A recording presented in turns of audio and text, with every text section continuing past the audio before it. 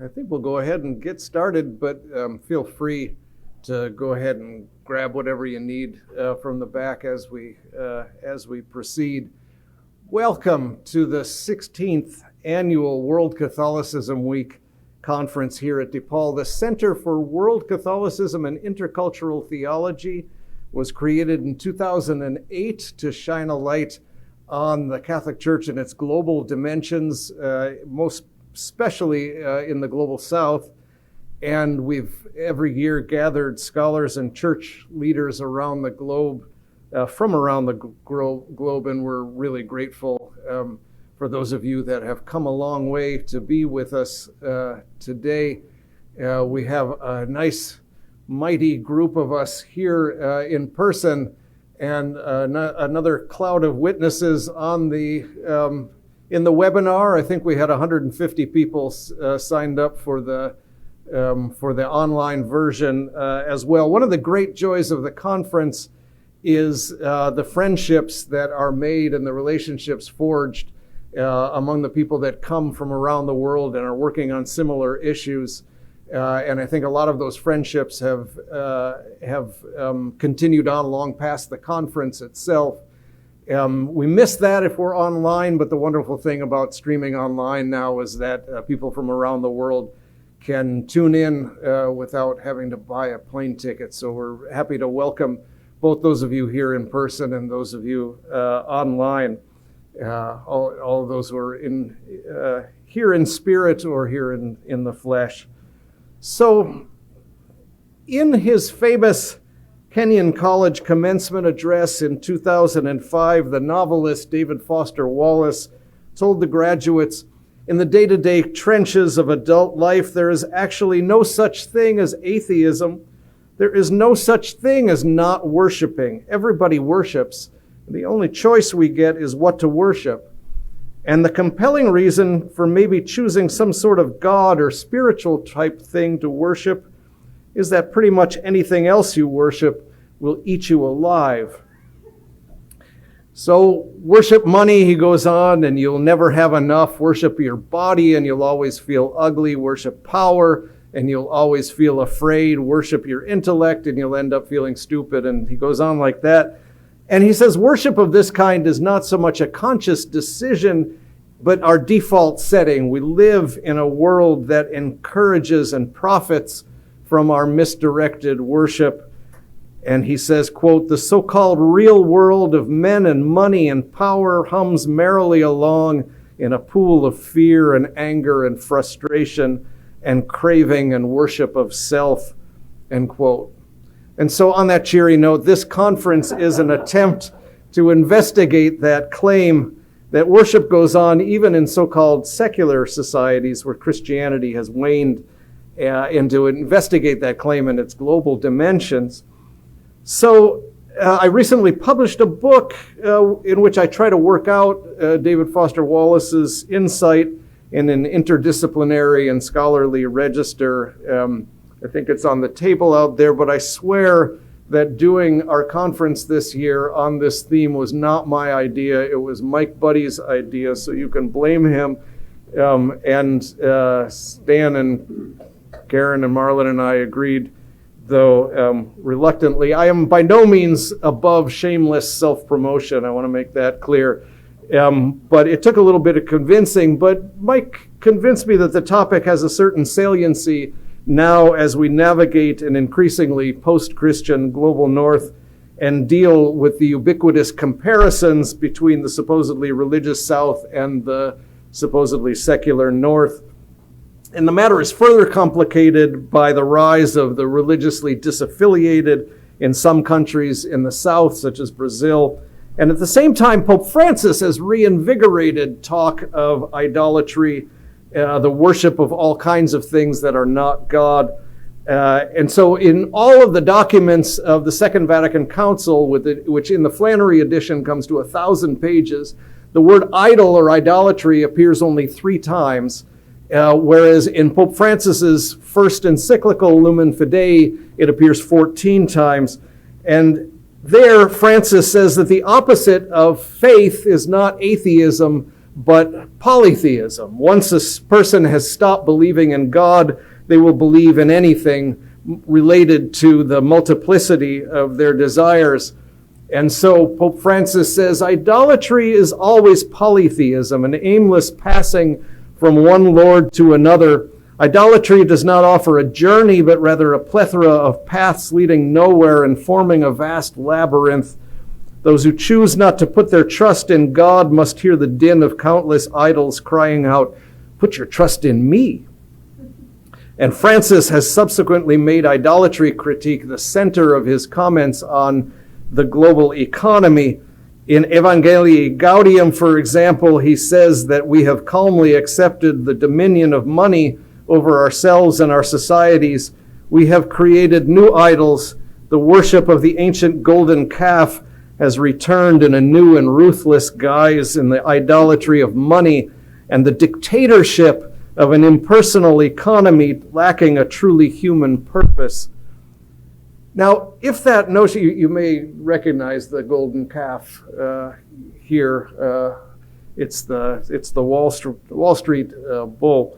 If this notion of idolatry as money is more than just a metaphor, then it calls into question some of the most influential stories that we tell about ourselves in the global north, especially the self-congratulatory story that we have left the foolishness and dependency of worship behind.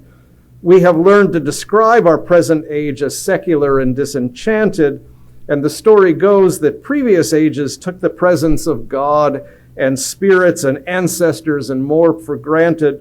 But we moderns, nourished by a more scientific worldview, have moved beyond such beliefs and embraced a more rational point of view, devoid of worship and devoid of overarching narratives of meaning.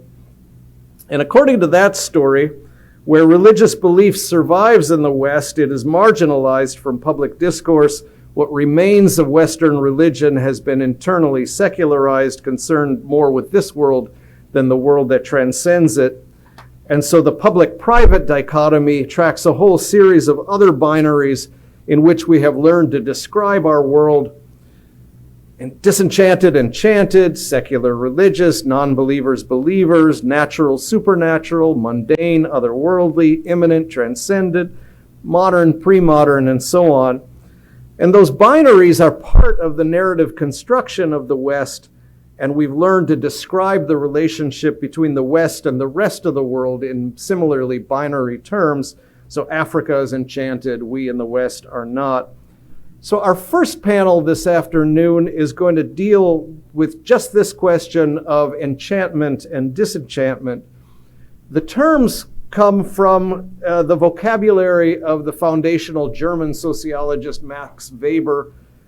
Disenchantment is the most common English translation of the word Entzauberung. Zauber is magic in German, so Entzauberung literally means the unmagicking of society. And Weber uses this term just a few times in his later work, but the word has kind of caught on. And so you get, for example, in the exploration of secularization in the West, Charles Taylor says, everyone can agree that one of the big differences between us and our ancestors of 500 years ago is that they lived in an enchanted world and we do not. And so our ancestors, the story goes, lived in a world inhabited by gods and demons and angels and saints and wood sprites and so on. The boundaries between the material and the spiritual were porous.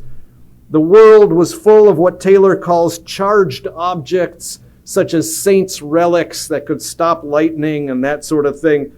And today, the story goes, we Westerners live in a disenchanted world, devoid of divine or demonic spirits, devoid of mystery, devoid of ordered meaning, and objects are just objects, right? Interest in material stuff has replaced spirituality.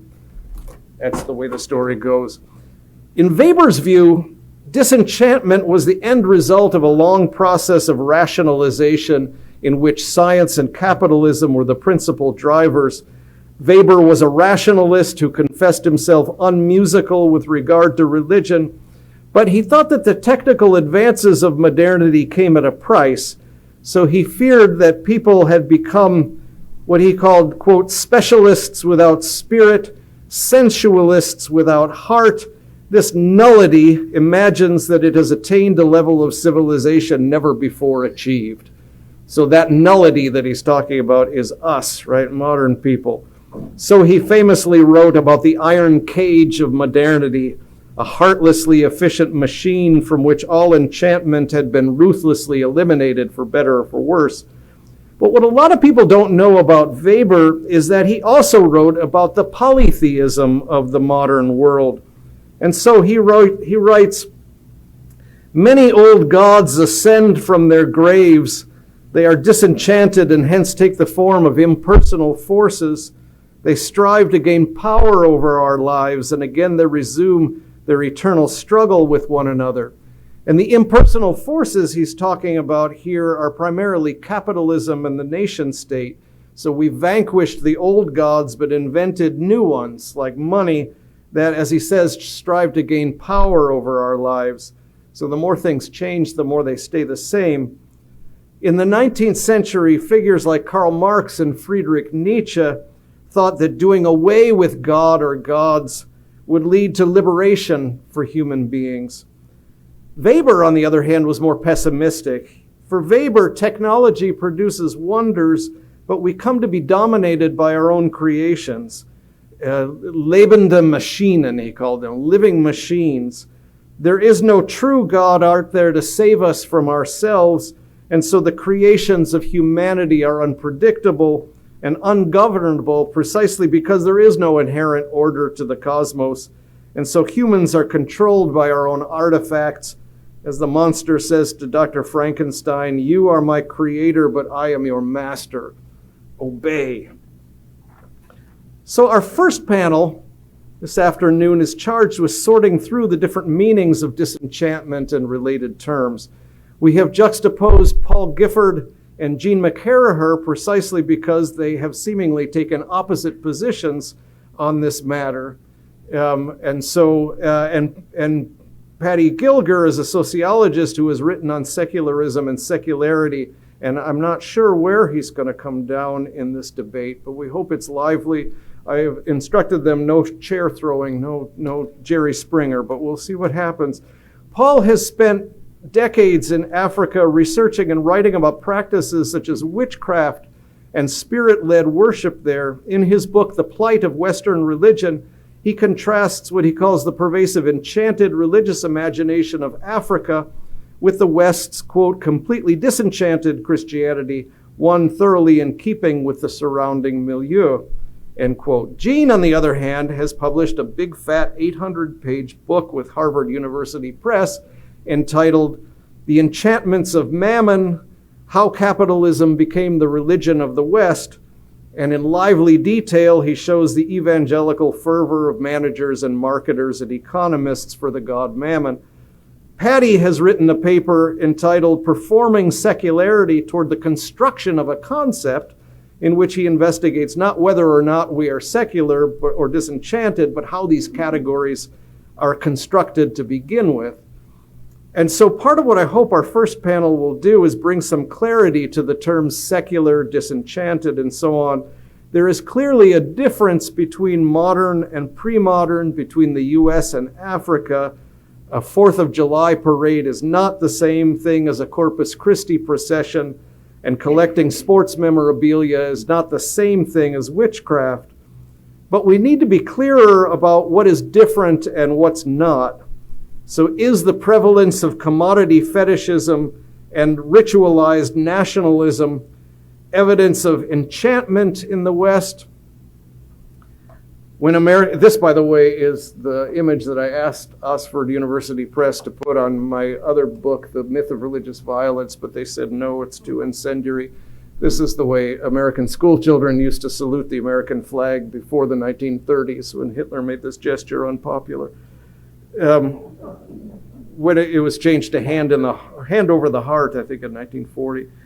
When American shoppers run frenzied for discounted televisions, At the stroke of midnight during the yearly ritual of Black Friday, what do they have or not have in common with practitioners of witchcraft in Zambia? And that's what I want our first panel to sort out. The idea that so-called secular and so-called religious phenomena have something in common, of course, is not a new idea. It's as old as the Bible. Our second panel tomorrow morning, then, will turn to scriptural and theological reflections on idolatry. Idolatry is the basic biblical idea that people have a tendency to treat all sorts of things as if they were gods. So the Bible does not divide such phenomena into religious and secular or enchanted and disenchanted. Our own Stan Chu Ilo will reflect on the very first set of commandments in Exodus 20 against the worship of other gods and the worship of idols. In the Bible, idolatry certainly applies to the explicit worship of other named gods such as Baal, but idolatry more generally refers to devotion to anything that is not God. Idolatry is the Israelites' desire for a king in 1 Samuel 8. God complains that the Israelites have rejected God to serve someone else. In Isaiah 31, idolatry is the Israelites' reliance on a military alliance with Egypt instead of on God to save them. Colossians 3:5 says, greed, quote, is the same thing as worshiping a false god.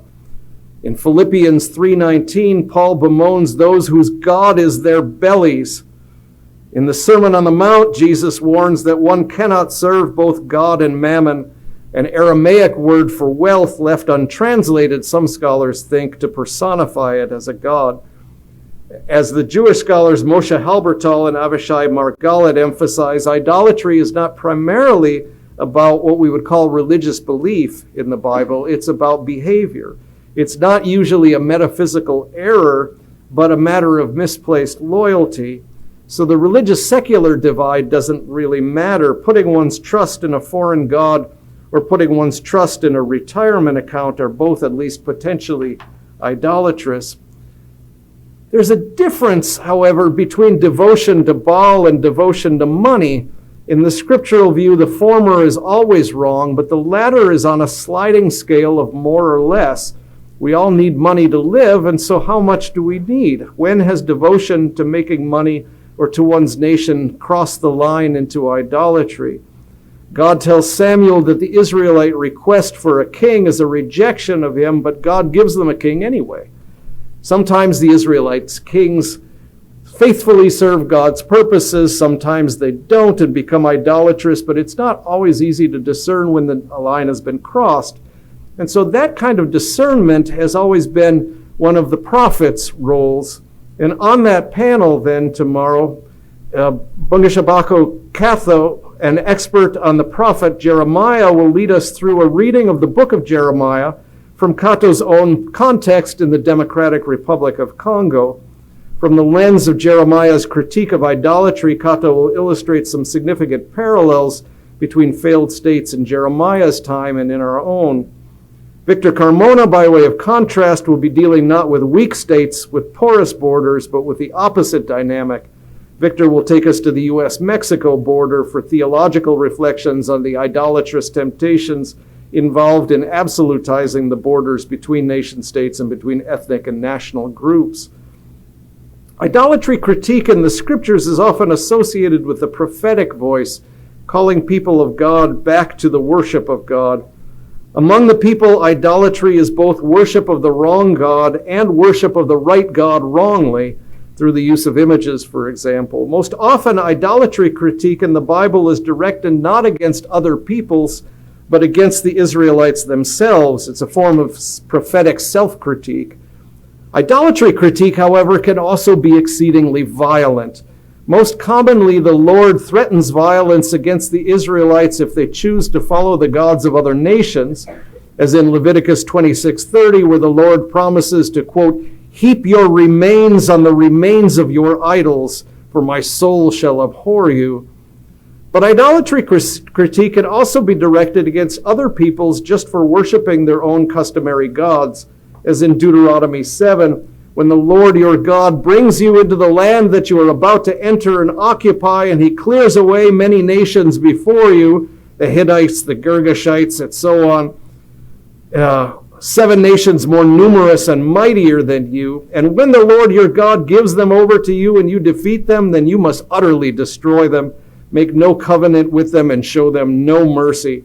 This is how you must deal with them: break down their altars, smash their pillars, cut down their sacred poles, and burn their idols with fire. For you are a people holy to the Lord your God. The Lord your God has chosen you out of all the peoples on earth to be his people, his treasured possession. It's verses like these that licensed European Christian colonizers, or so they thought, to use violence against indigenous peoples in Latin America, India, and across the African continent. So on our third panel, Andrew Redden will examine the use of idolatry critique in both colonial and post-colonial contexts in Latin America, and David Lantigua will explore how the Spanish accusation of idolatry against the indigenous peoples was turned against the Spanish themselves by missionaries such as Bartolomé de las Casas. So there's good reason, in other words, why Vatican II shied away from idolatry critique. It's easily turned towards chauvinism and violence. You don't worship like we do, and so you have to be excluded or changed or destroyed.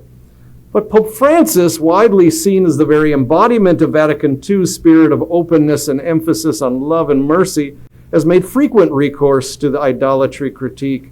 And so also on our third panel, Emil Secuda will address Pope Francis's opposition of idolatry and ideology to theology, specifically in a theology of hope. Emilce, one of the highest ranking women in the Vatican, will give us a portal into Francis's thinking on these issues and see whether idolatry critique can be rescued from its colonial past. Now, Pope Francis was likely influenced on these matters by a group of Latin American liberation theologians who made idolatry critique central to their project back in the 1970s and 80s. While the church in Latin America had long considered atheistic Marxism as a threat, liberation theologians made common cause with Marxists by arguing that atheism is not the problem in Latin America. The problem is rather the worship of a false god, that of capitalism. It's the idolatry of capitalism that keeps the majority of people in Latin America poor and oppressed. Liberation theologians argue that Christians need to learn from Marx's analysis of the fetishism of commodities and capital, the latter of which Marx personified as Moloch, the Canaanite god associated with human sacrifice. Marx wrote about the personification of things and the thingification of people, and that's a theme already found in the Bible. In Psalm 115, for example, attributing life to idols made of wood and stone turns their makers as deaf and dumb and motionless as their idols. Liberation theologians go beyond Marx, however, in recognizing a true God who liberates from the oppression of the false gods. History is read as a contest between the idols of death and the God of life, which is the title of a collection of studies on idolatry edited by Chilean theologian Pablo Richard. And no one has done more to carry on this line of critique in Latin America than Jungmo Sung, who's here with us. He's written extensively on neoliberalism and idolatry, and he'll speak on our fourth and final panel tomorrow about discernment between the true God and today's idols. Idolatry is a key theme in scripture studies, but often such studies make connections to the modern world kind of only briefly and tentatively. So our final panel, titled Naming Today's Idols, will take up the task of discerning about contemporary idolatry and address additional cases from other contexts beyond the global south, beyond the global north. Stephanie Wong will consider the question of security in a Chinese context, and David Ngong will consider nationalism and colonialism in Cameroon. Together, this panel will examine the contemporary relevance of idolatry critique to Christian practice around the world. If idolatry critique can be intolerant of people who practice other faiths, it can also be liberating. Idolatry, as this panel helps illustrate, is the human creation of gods that turn on their creators and oppress them. The problem with idolatry, according to 1 Samuel 8, is not just that God feels rejected, but that the king the people have chosen for themselves will take their sons for soldiers and their daughters for servants, and their crops and flocks to feed his courts. And in the end, quote, you will be his slaves, end quote. So we can't seem to help creating our own oppressors. Forgive my lack of enthusiasm for AI, but we can talk more about that. At the same time, however, the concept of idolatry is not exclusively directed towards Jeremiad's denunciations of the evils of society. There is, in fact, a certain kind of sympathy in some biblical texts that recognize the good intentions behind some forms of idolatry.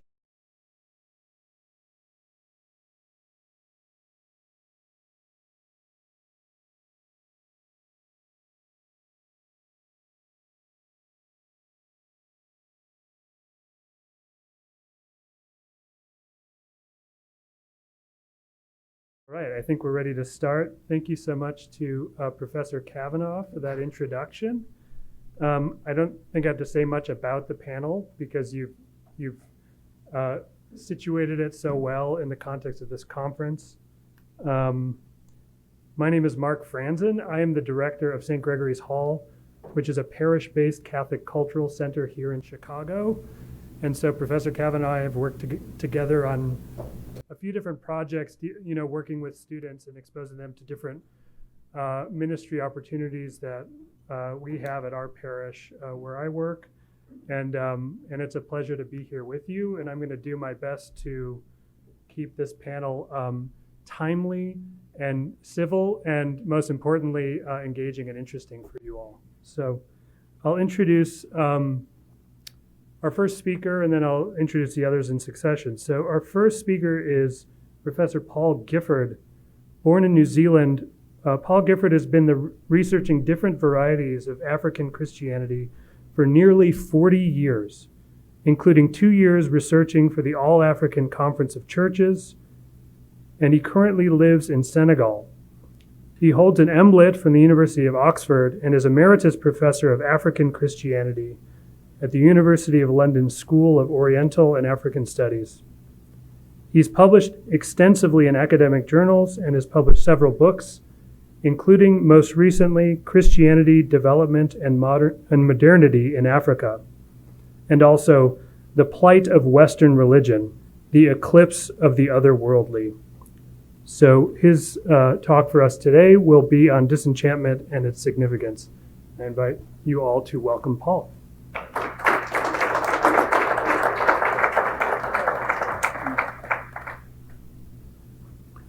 Well, ladies and gentlemen, here and elsewhere, first let me say thank you to the Centre for inviting me. It's an honor to be invited, and I think you know. Hello, what have I done wrong? No, you've not done wrong. Oh. Yes. It's an honor to be invited, and I think you know how grateful I am. So, I've only got two hands, but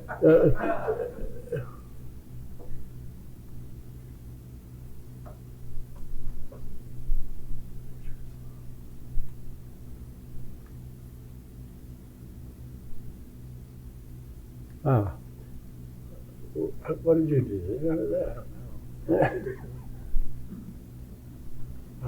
You might just have to step out and point at it a little bit. This way or toward the computer.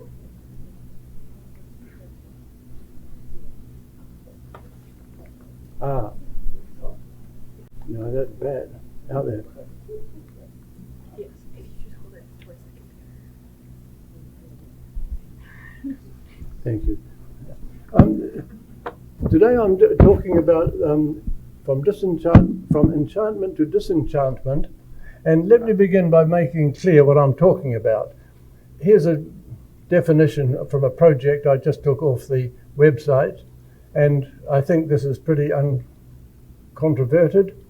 An enchanted worldview consists of beliefs about non-natural beings, forces, or abilities that can alter or affect the physical world, and practices meant to engage, suppress, or respond to these beings, forces, or abilities.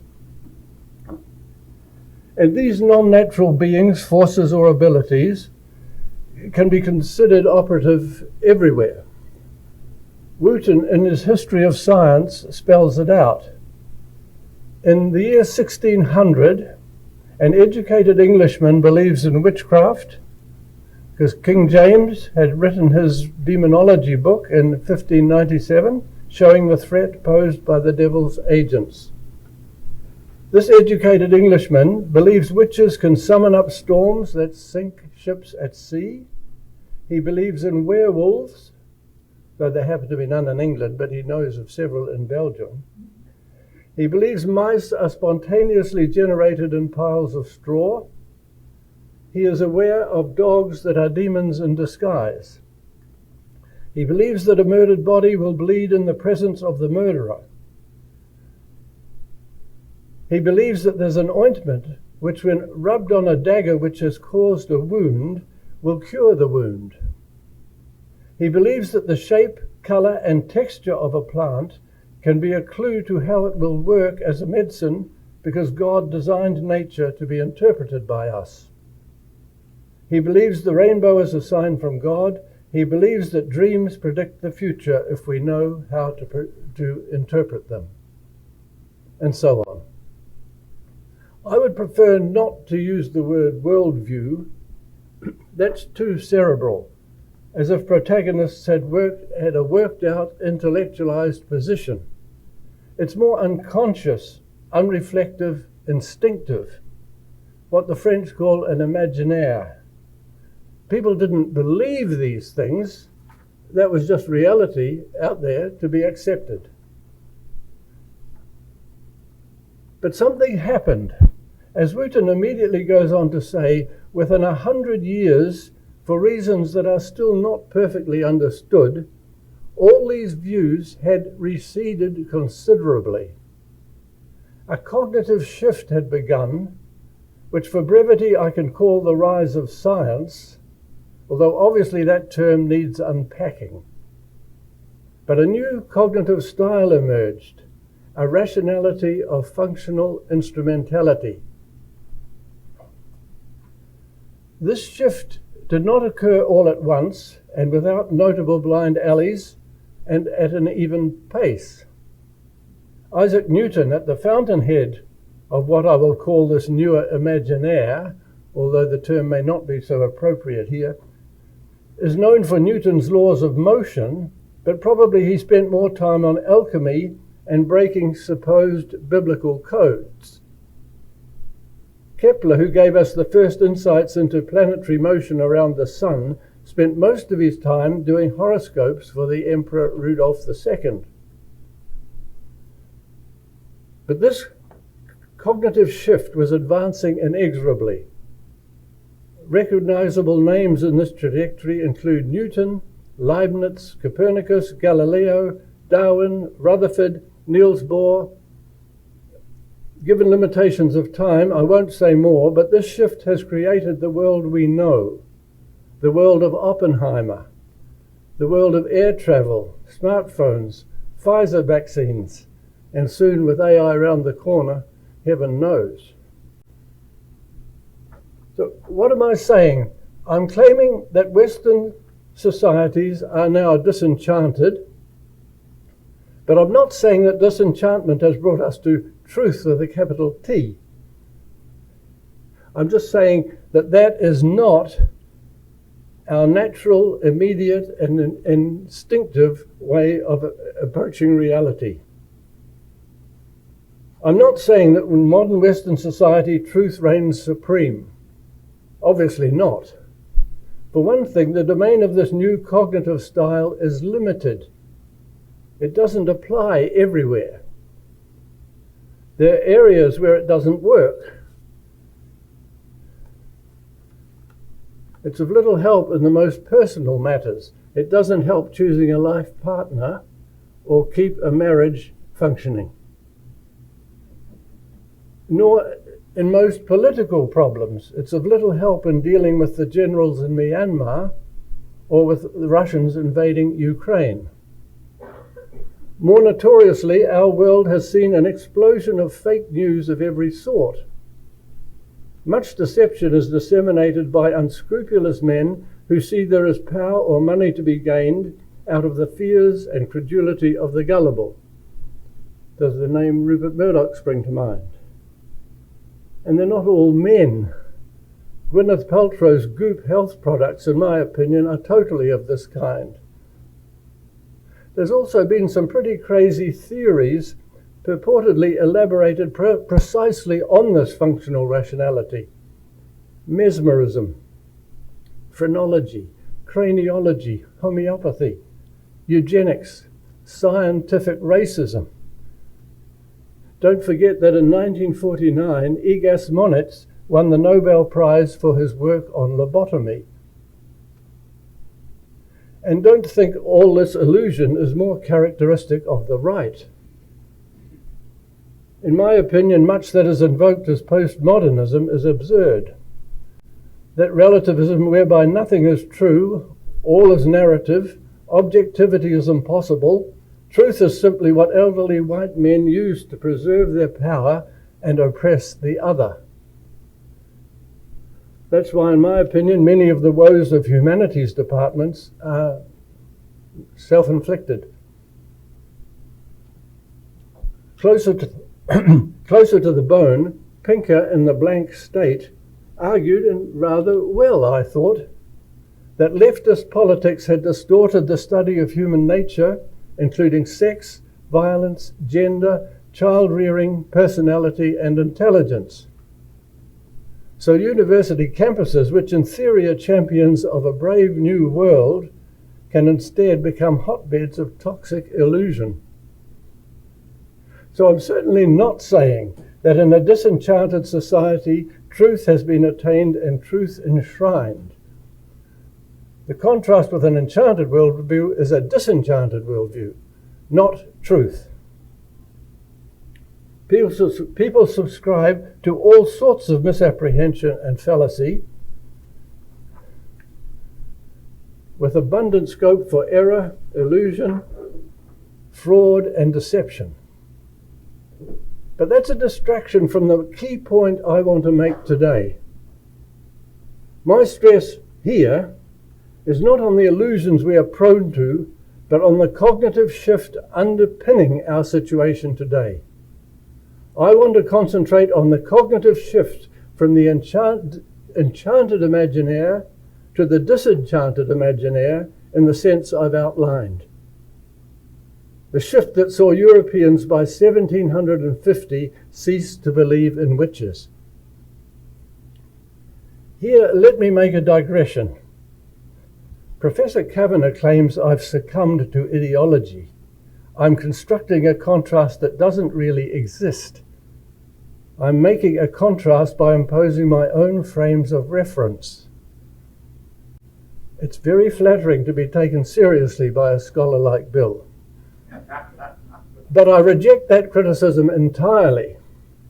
I'm not imposing inappropriate categories that distort. The contrast I'm highlighting has nothing to do with labeling.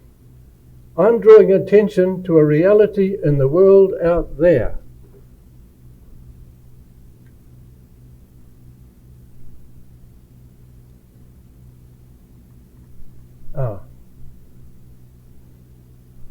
Out there in the real world, here's an individual who believes he has malaria because he'd been cursed by a witch. Here's a second individual who believes he has malaria from the Plasmodium parasite from a bite of a female Anopheles mosquito. These are two entirely different perceptions.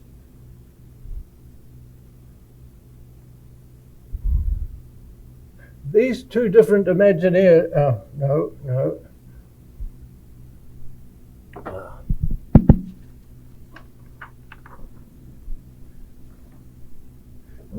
And those two different imaginaires exist in the real world before I come along. Even if I never come along and look at the situation, these imaginaires exist.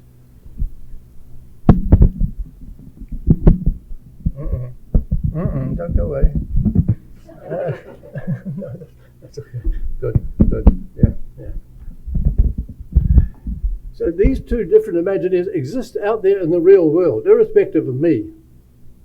And these two different imaginaires have diverse effects. For the enchanted imaginaire, the obvious response is to engage with these non-natural forces. For the disenchanted imaginaire, the response is to stay in this natural world, try to unbundle the factors involved, and tackle component parts systematically.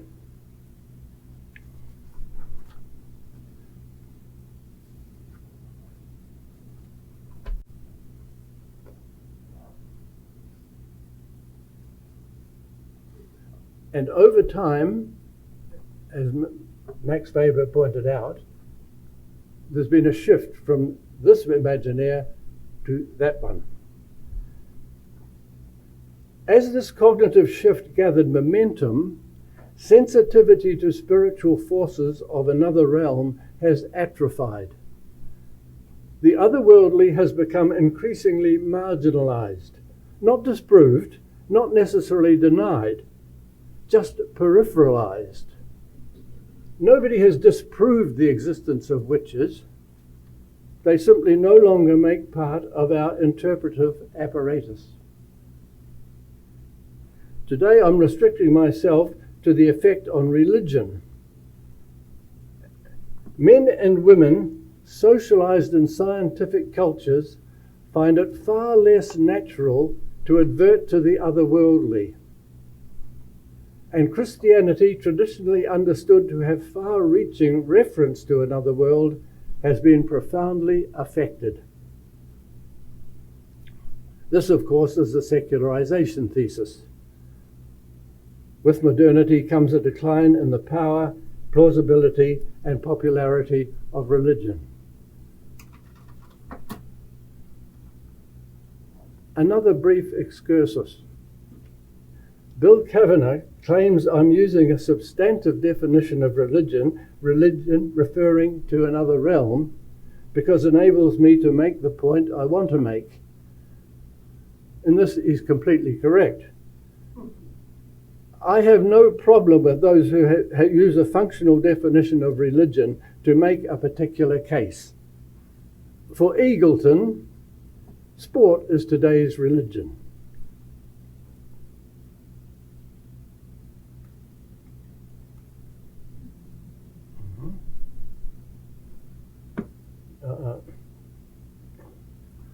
This is Eagleton. Sport involves tribal loyalties and rivalries, symbolic rituals, fabulous legends, iconic heroes, epic battles, aesthetic beauty, physical fulfillment, intellectual satisfaction, sublime spectaculars, and a profound sense of belonging. It also provides the human solidarity and physical immediacy and gives meaning to life.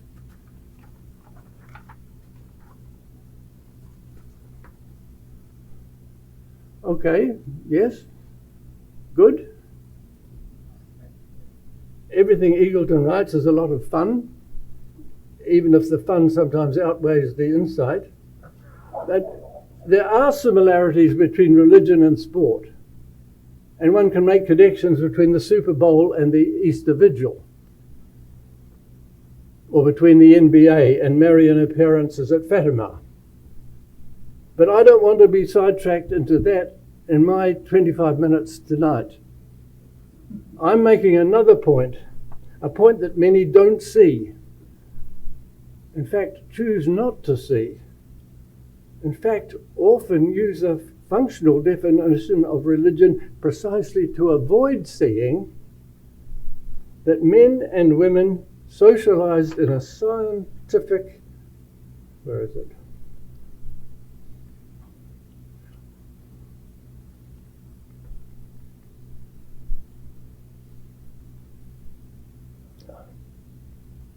That's it.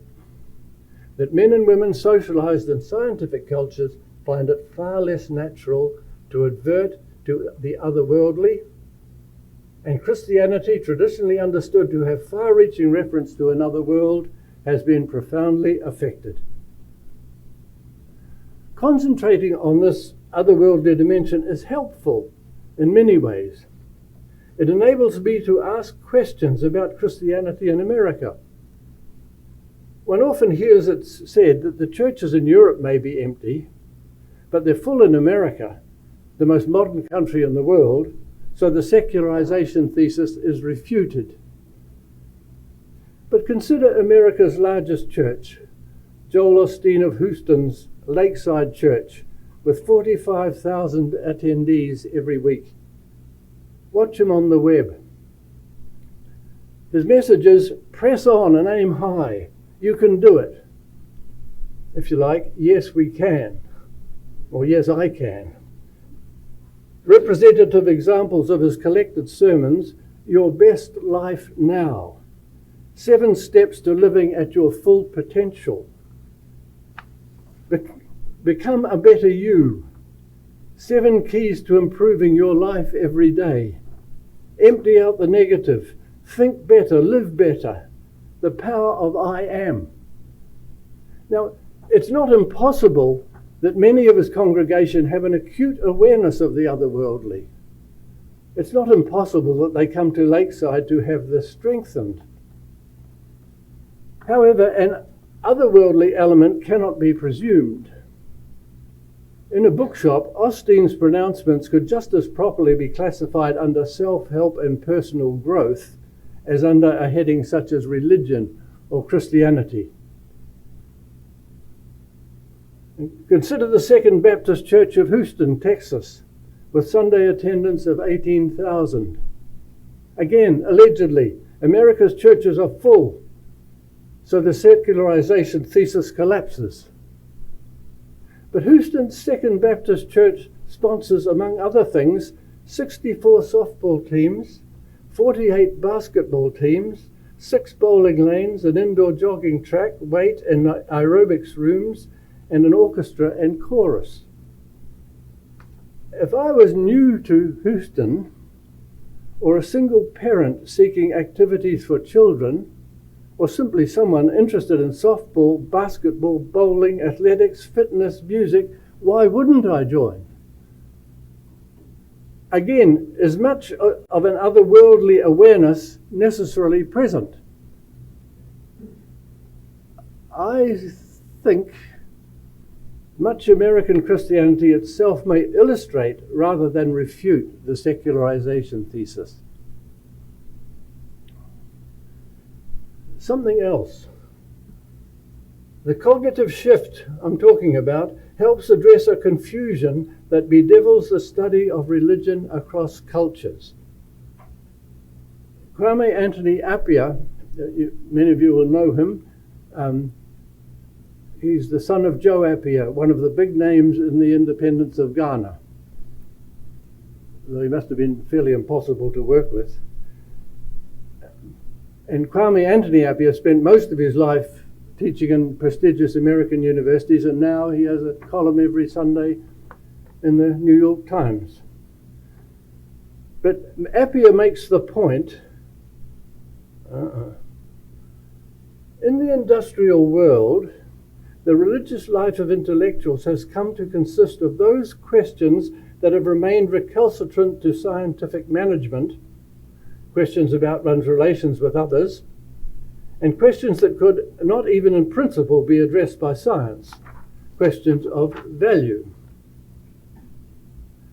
He continues, this in itself is a very interesting development, but it has driven a great wedge between the religion of the industrial world and the religion of traditional cultures.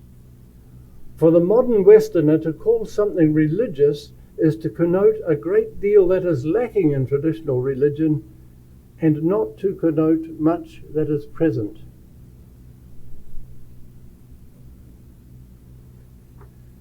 Elsewhere, Appiah makes the point, he gets the point I'm trying to make today. If modernization is conceived of, in part, as the acceptance of science, we have to decide whether we think the evidence obliges us to give up the invisible ontology. We have experienced the considerable limitation of the domains in which it is possible for intellectuals to invoke spiritual agency. The question, how much of the world of the spirits we intellectuals must give up or transform into something ceremonial without the old literal ontology, is one we must face. And I do not think the answer is obvious. I agree with Appia. I don't think the answer is obvious, but to me, this is the $64,000 question. How many theologians are asking that question, much less trying to come up with an answer? I wish there were far more. Thank you for your attention.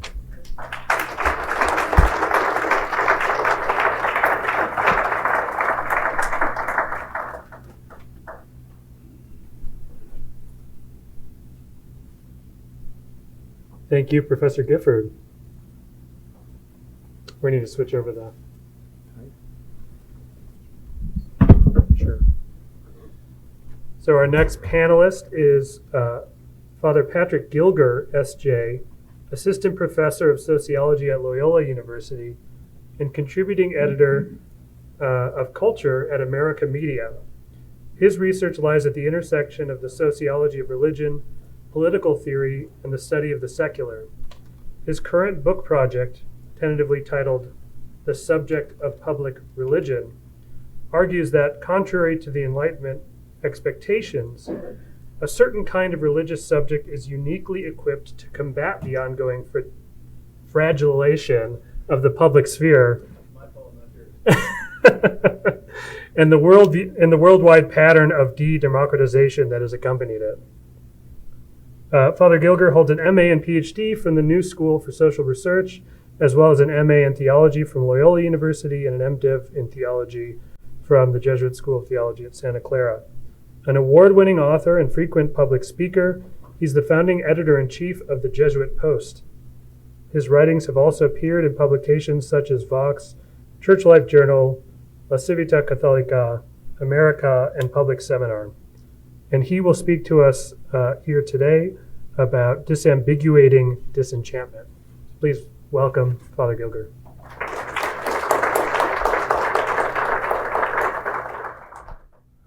Thank you very much for your time here, for granting me your time here. I'm Father Patty Gilger. As you can see, I have, without permission, changed the title of my talk. It's going to be about roughly the same kind of thing, and we'll definitely be focused on the concepts that we're trying to, unpack today. So here we go. I want to begin with 4 stories, and we'll take just a little bit of time with these. Story number 1.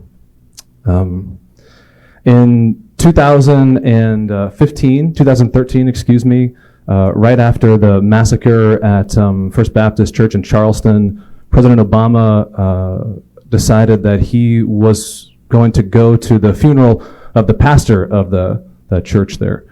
And at the time he said, he had spoken many times about gun violence in the United States of America, and he said, I'm happy to go. I want to be there. I want to pray with these people, but I don't have anything to say. And he said, I'm not sure if my words are going to do anything at this point. Despite that, the family said, would you please say for us a few words? And he said, okay. And over the course of that week when he was preparing was when the family members of these victims decided to forgive their killer. And he, in his own explanation of what happened to him in that week, kept coming back to one word, grace, the word grace. And so he's standing there, Missionary Baptist Church, his purple-robed figures behind him, all black faces, and he's standing up there trying to say something about grace and forgiveness in the midst of this horrific act of violence. And he comes to a point in his speech where the words again run out for him. And he just says the word grace, and then waits and grace. Grace. And then he starts to sing. Amazing grace. And the whole church stands up. Story number 2. 2011, Zuccotti Park was occupied in New York City. You may remember it. There were protests all over the world, Rome, Madrid, etc. trying to advocate for economic justice in the United States of America and around the world. In October of that year, there was a huge march in New York City, not as big as many of the other marches, but still really sizable. 30,000 estimated people were marching through the streets of Manhattan and arrived in Times Square. And there was even talk in the effervescence of the moment, we're going to take over Times Square. We're going to do this. Of course, that did not happen. But many of the people, thousands in fact, returned south throughout Manhattan down the streets, pouring into Washington Square Park, which is a big park, just south of, just right next to New York University and right south of the New School where I went to school. And it's an incredible place. The big arches that are there and all this open space, a place of protest and of vivacity. All of this energy is there. And they had at this time in Zuccotti Park, which was a small place down in Wall Street, which was symbolically important, close to Wall Street. But Washington Square Park was a big place that they could do. And they wanted to take over Washington Square Park at least. All these people flooded in here. And the people's mic was getting passed around. People would speak on a microphone and then the words would get shouted out back to the back of the crowd. And they would say, people were getting up there, passing it around saying, we can do it. We can take over the park. We can take over the park. We can do it right now. We can do it right now. This is our park. This is our park. Until somebody got up and said this. We can take this park. We can take this park tonight. We can also take this park another night. Not everyone might be ready. Each person has to make their own autonomous decision. No one can decide for you. Exactly. Everyone is an autonomous. This is true. And the crowd dissolved, right? And the collective action of the moment fizzled completely. And people went back to the Zuccotti Park and others went back to their homes. And the collective power of the moment was fizzled out and was fragilized. 2016, Colin Kaepernick, the quarterback of the San Francisco 49ers, he decides that he can no longer stand for the national anthem. And through a conversation with a friend of his, who's a former Marine, he decides that he's not just going to sit on the bench, but he wants to be there with his team and to do something that was respectful, but also a sign of protest. And so he decides to kneel, that he's going to kneel. And this is in protest of police violence in America, especially against black Americans. He has on his mind especially the name Philando Castile, some of you may remember, but many other names that would be important to say. And he says this action becomes incredibly symbolically important and of course then very hot and contested in the midst of this kind of symbolic contestation, where you can see lots of Americans rallying around this man who's trying to give them a symbol for a certain vision of justice in America. And in the midst of that, he says this: I am not going to stand up to show pride in a flag for a country that oppresses black people and people of color. And of course, there's another part of America that pushes back as hard as you can imagine. How dare you? How dare you do this? This is not what it means to be American. Do this elsewhere. And in fact, that year of his quarterbacking was the last year he was employed in the NFL. He was, without any agreement, blackballed from the league, and has never played again in the NFL. Recently, he settled with the NFL for unjust employment discrimination for an undisclosed amount of money. So good for you, Colin. But anyway, story number 4. As a priest, we get asked to do many different things as a priest. One of the things that I love to do the most is to say wedding masses. And I love to do it. And a lot of people don't, a lot of priests don't, but I love to do weddings. And there's moments of incredible joy and collection, effervescence, celebration, love, ratification.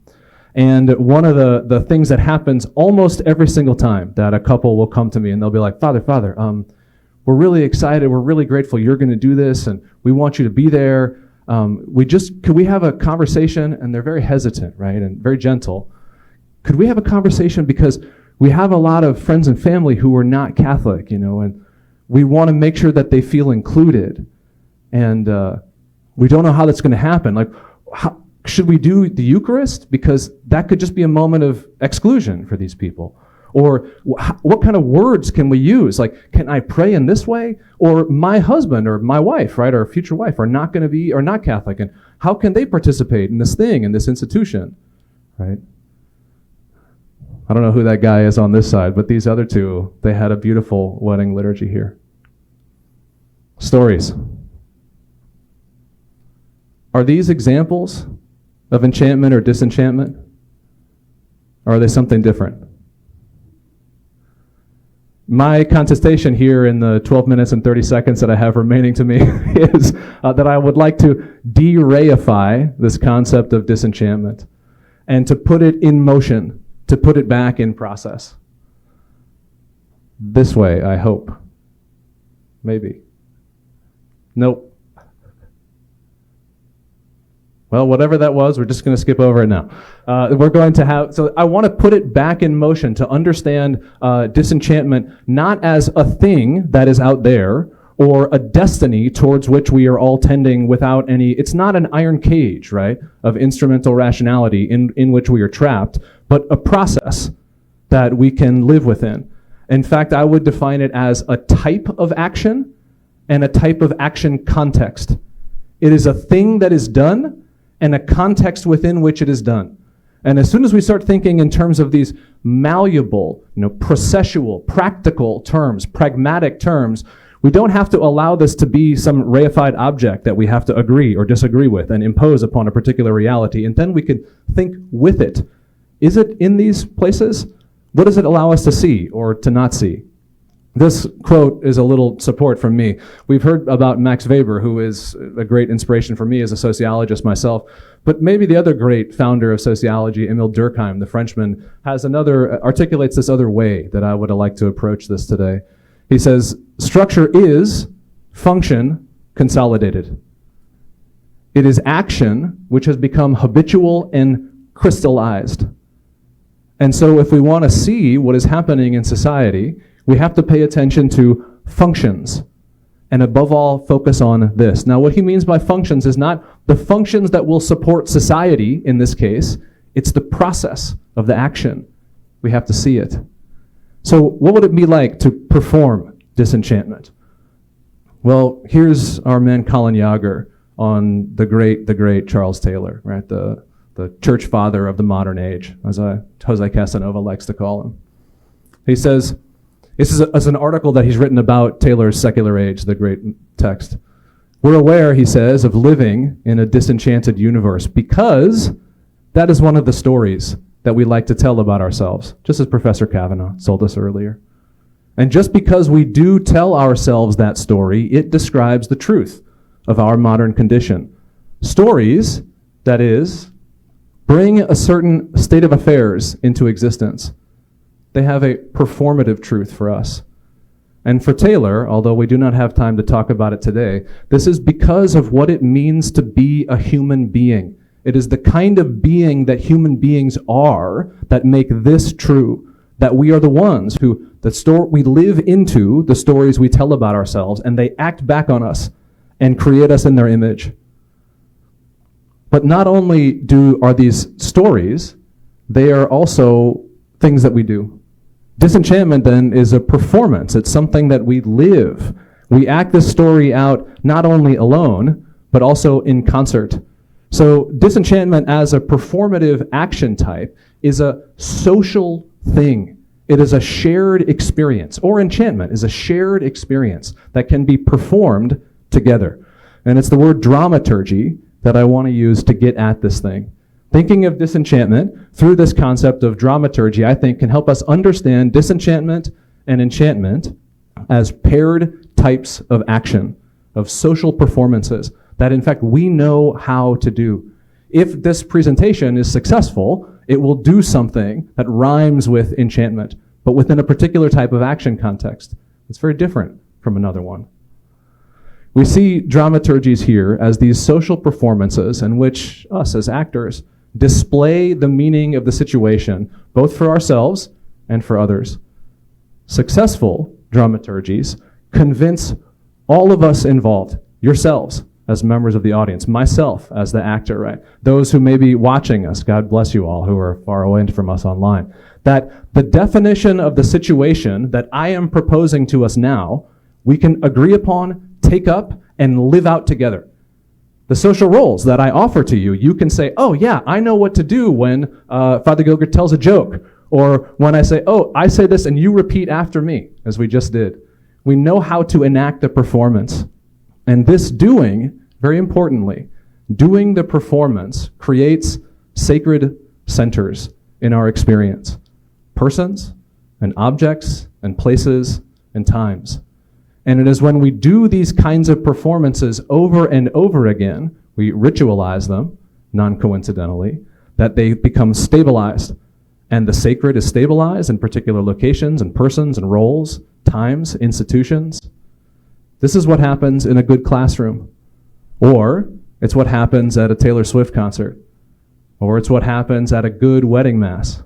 Or it's what happens when President Obama sang Amazing Grace for the people in Charleston. He was acting against this background imagination of black Christianity within the vision of American vision of the world, and in the context of this horrific act of violence, in the knowledge that song is a deep part of black spirituality in America, and in the knowledge that the words he had spoken had not had the efficacy that he wished he had. And in the midst of this, here. And we all know it when those things happen, all over the world. Jeff Alexander, the great sociologist at Yale, he says dramaturgies do this. They do still more than construct reality, they evaluate it. Because, although it is seamless, reality is not flat. It has centers that hold its meaningful order in place. These centers are the fulcrums of reality's various holes. They mark its points of sacredness, points that are always strongly positively valued, sometimes awesomely so. But as we know, not all enchantments are trying to sacralize the same sacred places or the same stories or the same persons or times. In fact, in the kind of time that we live in today, this rivalry between forms of enchantment is sharp and angry and vociferous. A rivalrous enchantment and disenchantment packages, then, are waging war like Weber's polytheistic gods around us. I should have hit this button before I said this stuff, right? The efforts of one actor, Colin Kaepernick, to enact this dramaturgy of enchantment, let us enchant the lives of black Americans. Black Lives Matter, is very different from the perspective of another. The same thing is a dramaturgy of disenchantment. Blue Lives Matter. Disenchantment, though, is not only these kinds of performances, it's also a context. I'm going to try to do this very quickly. We know that disenchantment attempts are, as Professor Cavanaugh showed us, as old as humankind. This has been happening all over throughout human history. So is there anything, we might ask, that makes the kinds of disenchantment and enchantment practices, these performances that socially happen to us, anything different today about them than there was in the past? Yes.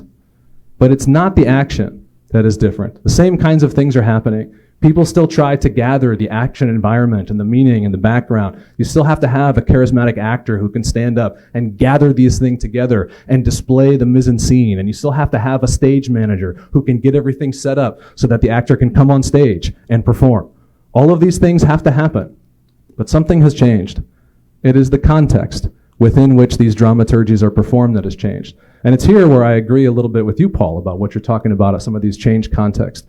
But I would want to make the distinction quite differently. Rather than enchantment or disenchantment, a reified, enchanted context, I will use this term again from Jeffrey Alexander. I think that enchantment, or the disenchanted age we live in now, quote unquote, we ought to better understand as a diffused action context, where it is much more difficult to assemble the elements that make for a successful performance that can sacralize a particular time or place or person. What has changed? It's more difficult than ever to perform a successful dramaturgy. Because In our highly differentiated society, we have increasingly less shared social knowledge. We don't know the same things anymore. People believe in radically different gods and understand social context quite differently. It's not just that we speak different actual human languages, but that the languages, the meaning behind the same language we speak, English, does not hold the same kinds of things. This is every joke about boomers that Gen Z ever tells, right there. Right? These collective rituals that we used to practice, saluting the flag, have been displaced, as have many others that we no longer do. There is no Pledge of Allegiance in public schools any longer. They're gone, right? There's no sacralizing of this. So if an audience does not understand the symbols and the social scripts that are being used in a particular scene, we are simply unable to participate in the performance and therefore unable to recreate the sense of the sacred that the performance may have been able to produce for us. It can't happen because we don't share these things anymore. This is what I think it means. The action context that we live in has shifted. So disenchantment, we ought to understand, I think, is diffusion. This context is not one in which there is no meaning. It is not disenchanted in that sense. Instead, it is one in which there is an overabundance of disintegrated meanings. And hence it is increasingly difficult to perform the dramaturgies that recreate society's sacred centers. Lots of different societies, not just one, many. So dramaturgies in a disenchanted action context. What happens when we've got this kind of diffused action context? What do we do? Well, I think this is more or less what was happening in Washington Square Park. This was a dramatization of a diffused action context. How? What do I even mean by that? Well, why did the action fall apart, right? Why did you all, and very appropriately, right, you kind of stop responding, you know, and as you should. It was the perfect response. Because the images of ourselves, suddenly there's more than one going on at once. Well, who am I now? Am I the we of the people who can take over this park? This is my park and we're doing it now? Or am I, no, I'm an autonomous individual and I can do what I want. Maybe this is not good for me. No, I might get arrested. This is terrible. These rivalrous social scripts, boom, boom, boom, boom, happening in the exact same performance. That's a disenchanted performance. It's a performance that disinhibits collective action. A collective performance that disinhibits collective action, or inhibits, collective action. Jodi Dean, the great communist philosopher, she called this, stole that story from her great book, Crowds and Parties. And she calls that exact moment at which she was present, it was a collective desubjectivation. We no longer were the collective subject that could take over the park. We were now just individuals. So the protests fell apart because of this, because of all of these rivalrous dramaturgies that swim in our minds and hearts. So you all know how to perform, not just one, but a dozen, 2 dozen. Which one are we supposed to perform at this time? How can it be called out of you? How can it be held together? How can it be repeated such that the sacred is stabilized? This is my experience teaching many of my own Gen Z students up at Loyola, who I really love, and I feel very protective of and tender about. And respect, I want to say that too. My experience is that they are so flooded with this plethora of social scripts that they cannot commit to one, and that inhibits personal action in the future and collective action now. You know, this is exactly these questions here. Who can I be here at this moment? What can I say in this place? What should I do? With all of those questions, those performances swimming around in us, how can the diffused action context be refused? This is what I think can happen in a bad wedding, right? There's too many scripts going on in the moment of the people, and you're not able, as a presider, to regather everybody. But you know, I've tried to develop particular tools to use to capture them again and say, no, we're here together, and it's okay that we're different, and we're going to do this. And often it can work. This one did. You can see the smiles on their faces.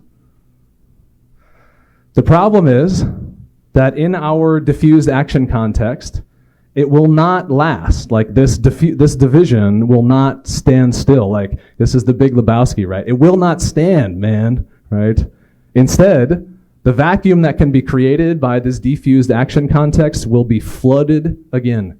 The zone will be flooded with social meanings. And I think these things that we see around us, we're going to hear as soon as I shut up from Professor McCarraher about how capitalism can do this We've heard from Professor Cavanaugh's wonderful work earlier about how nationalism can do this and violence. We could also talk about how technology can do this. I'm going to skip most of this, but just to point out one experience. Technology can be very much an enchanting experience for us these days, and it can be, in fact, an enchanting action context. Now, how? Well, how can we notice it? How many of you have noticed when you drive out of cell phone service, and as soon as the invisible field is no longer there, connecting you to the tiny bars on your phone, and you're not there, everybody's like, oh shit. Right? Now we have entered the disenchanted land. This is there. This is there. So L.M. Sakasis, the great technology scholar who writes a wonderful Substack you guys should all check out, he says this on there. Modern societies there are not so much disenchanted as alternatively enchanted.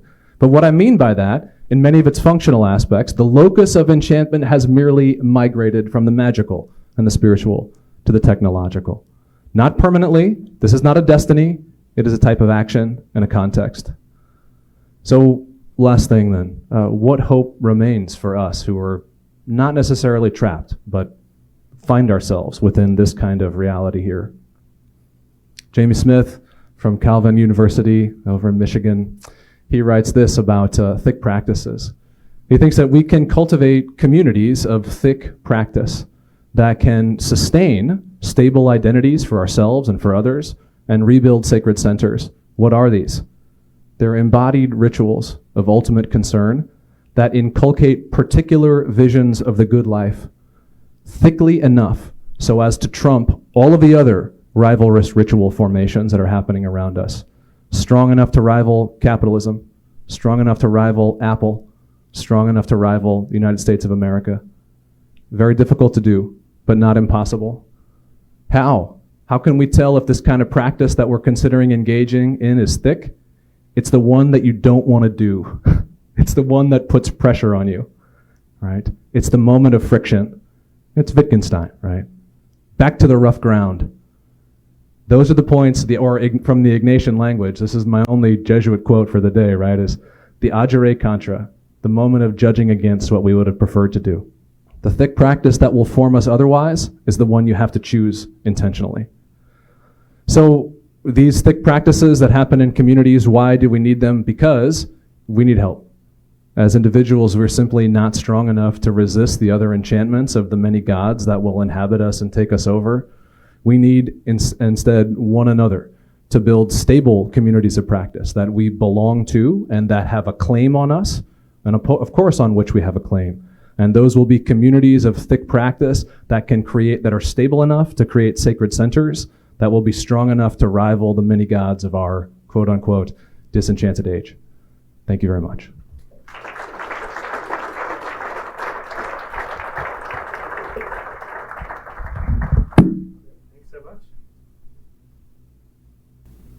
And thank you for sticking to the time. That was very impressive. So our last panelist is Professor Eugene McCarraher.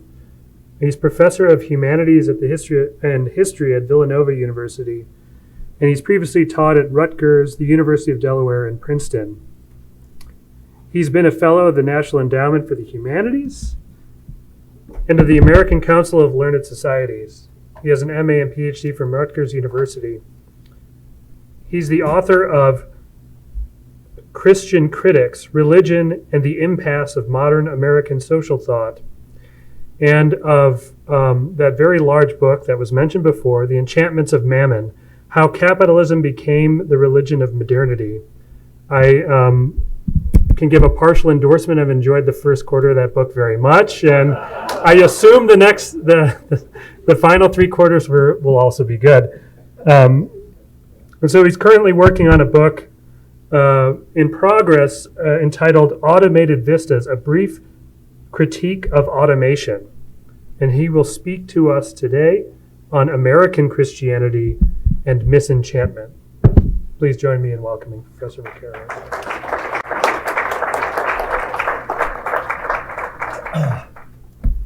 Okay, first of all, no more jokes about the size of my book. It's done. Also, alas, since I'm something of a neo-Luddite, I don't have any sophisticated technology, so sorry. God gave me my money. That claim of divine enrichment came from none other than John D. Rockefeller, founder of Standard Oil, corporate robber baron, and one of the prominent American avatars of capitalist misenchantment. A pious, lifelong Baptist, Rockefeller wasn't being disingenuous. His certitude of his fortune's heavenly providence was sincere and adamantine. Indeed, pecuniary prowess was a celestial bequest. Quote, "The power to make money is a gift from God," he once explained. And having been so richly endowed, quote, "I believe it is my duty to make money and still more money." Indeed, he once told a Sunday school class that it is, quote, "a religious duty to get all the money you can," fairly and honestly. Not that Rockefeller was selfish. The money the Lord gave him was, quote, "for the good of my fellow man, according to the dictates of my conscience." Success in the marketplace was divinely ordained. The destruction of Standard Oil's competition was, quote, "godlike." And the company was an angel of mercy. As bearers of the Almighty's portfolio, Rockefeller and other corporate titans were, in his words, missionaries of light. Now, Rockefeller's invocation of a transcendent warrant for his wealth epitomizes the almost seamless union in U.S. history of Christian conviction and capitalist misenchantment. Misenchantment is a word I used in my big fat book to denote the perversion of our desire for a sacramental way of being in the world. I argued there that the disenchantment narrative of modernity that we associate with Max Weber, Karl Marx, and other practitioners of the hermeneutics of suspicion is belied by the history of capitalism. Far from being an agent of disenchantment or secularization, capitalism has been a modern regime of enchantment, a repression, displacement, and renaming of our intrinsic and indomitable longing for divinity, a hijacking of our desire for a sacramental way of being in the world. Representing what Bill Cavanaugh has called a migration of the holy, it redirects our desires for sanctity and devotion toward new and putatively secular objects of reverence. So my answer to the conference's animating question, is idolatry dead, is an unequivocal no. Indeed, even in our time, when neoliberalism, the latest ideological iteration of capitalist misenchantment, seems to be in a state of hegemonic drift, I think that idolatry is as vibrant and as insidious as ever. Capitalist misenchantment is especially rampant in the United States, where American Christians, and American Protestants in particular, have long been composing the perennial antagonism between God and mammon, brokering a lucrative partnership between the formerly squabbling deities. Indeed, even though scholars and other observers of American religious culture often refer to a discrete prosperity gospel, I think that an identification of wealth with divine anointment has leavened American Protestantism, at least, from the earliest days of our history. Roman Catholic and Orthodox Christians have perhaps been less overt and strident, but many of them have come to believe more or less the same thing. In other words, some kind of prosperity gospel and its idolatry of money has been constitutive of much of American Christianity.